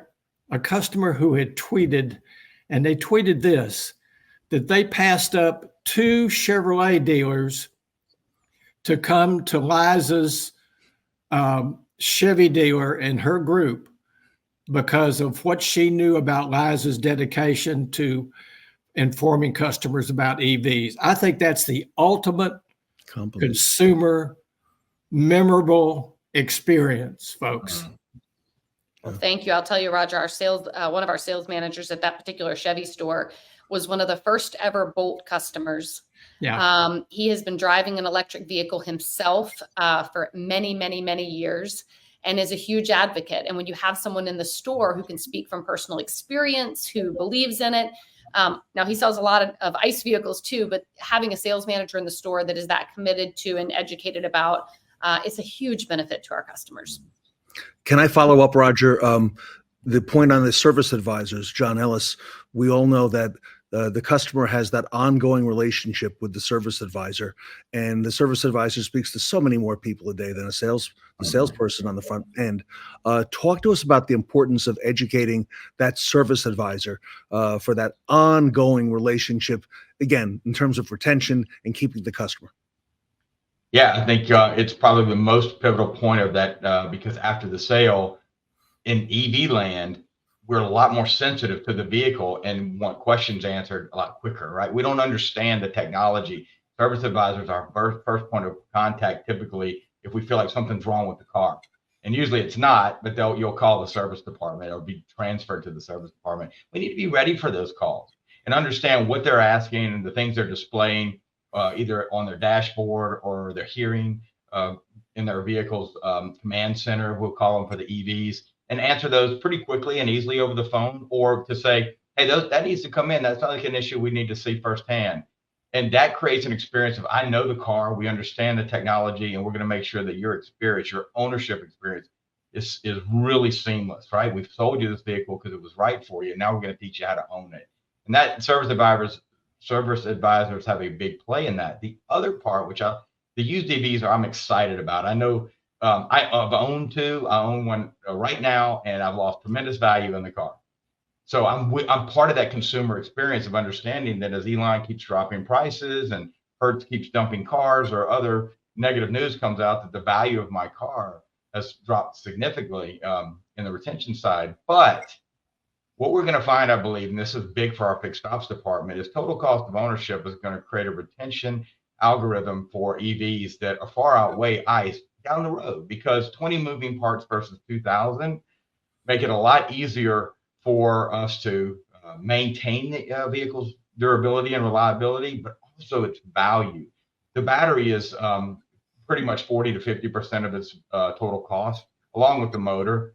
The study so far telling us we're at 300 to 500,000 miles before any degradation happens that it's noticeable. We own one with 250,000 miles that's 11 years old. It's 92% state of health. It's a brand new car. And this thing is supposed to last to almost 1 million miles if we drive it correctly. Unfortunately, the Hertz situation, I could talk about that all day long, but that was more consumer behavior and not being educated than it was the vehicle. So there's some really good vehicles out there that are purchased. But to Liza's point, it really finishes in the service department, understanding how to maintain these vehicles so the customer goes, hey, not only can they sell one, but they can keep me happy during my ownership experience. And we do that training, almost like the consultative sales training, how to have the conversations, field those questions, and really keep them happy along their EV ownership journey. And I'll end my little part here by saying 2 things. Number one, anything like this is a process and not an event. All right. And retail auto, I think, is pretty much event driven. All right. I think that's the challenge right now. I imagine they had a little problem converting horse and buggy to Henry Ford's vehicles, maybe just a little few bumps in the road. But I'll also end with this, Ted. I would not be not honoring Les Silver if I didn't end with this. And Les Silver says this. He says that EVs will give the customer, and especially the service department, a second chance to make a first impression. And by that, he means, well, he says it. He doesn't mince any words. He says we blew it with ICE vehicles insofar as retaining those customers. You know, all but 30% or so of them are gone. I mean, they go other places. With EVs, because I think of the newness for the customer, maybe a fear angle that, you know, they're going to be afraid to take it to someone who they don't think really knows something about EVs. And I think finally, customer service department, it's going to mean something when we tell a customer that we have factory trained technicians. That's finally going to differentiate the customer about our dealership when it comes to EVs. Liza, you've got the last word for today. Yeah, I was going to say there's one little thing we haven't touched on that I think, since this is a fixed ops roundtable, that it would be important to mention around EVs. And we started doing this actually before COVID. We took a pause and we didn't have any inventory. But our service departments, with all of the service loaners that we carry, is one of the best opportunities for us to allow consumers to experience an EV in a non-pressure, non-sales environment. And so now that we've got inventory again, putting some EVs into service loaners, giving our customers the opportunity to take one for the day is one of the best things that we can do to introduce them to this as an idea for their future. So I would just encourage others to give that a shot. And it'll also force our service advisors to know the vehicles as they're doing walkarounds to put their consumer in it. So it's really a win for everybody. What a great panel with a great topic at this early part of the year. I'd like to check back with the panel later in the year, because I'm sure, John, there's going to be a lot of things that we haven't even thought about yet that are going to come up that will be topics of discussion, as always happens. I'd like to thank Roger Conant for putting the panel together today. Liza Borches from Carter Myers Automotive, always. Thank you, Liza. John Ellis, Bev Everything, tell us a little bit how people can reach out to you for more information on that education side and the things you do for dealerships. Yeah, thanks for giving me a second to do that. We have an easy website. It's beveverything.com. There's forms there that you can go and get in more information. We have an EV community you can join there for free and really get a bunch of resources for not only the consumer, but the dealer. Yeah. And then, of course, you know, john@beveverything.com is an easy way to shoot me a quick email to get in touch. Thank you for that. All right. Thanks to the panel, Liza Borches, Roger Conant, and John Ellis, here with us today at the Fixed Ops Roundtable.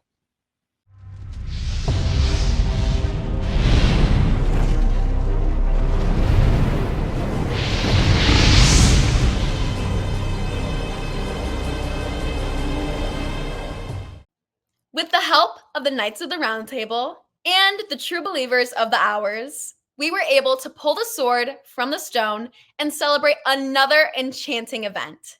Ted Ings, Katrina Ness, myself, and our Fixed Ops Roundtable team appreciate you all for tuning in for our 23rd event.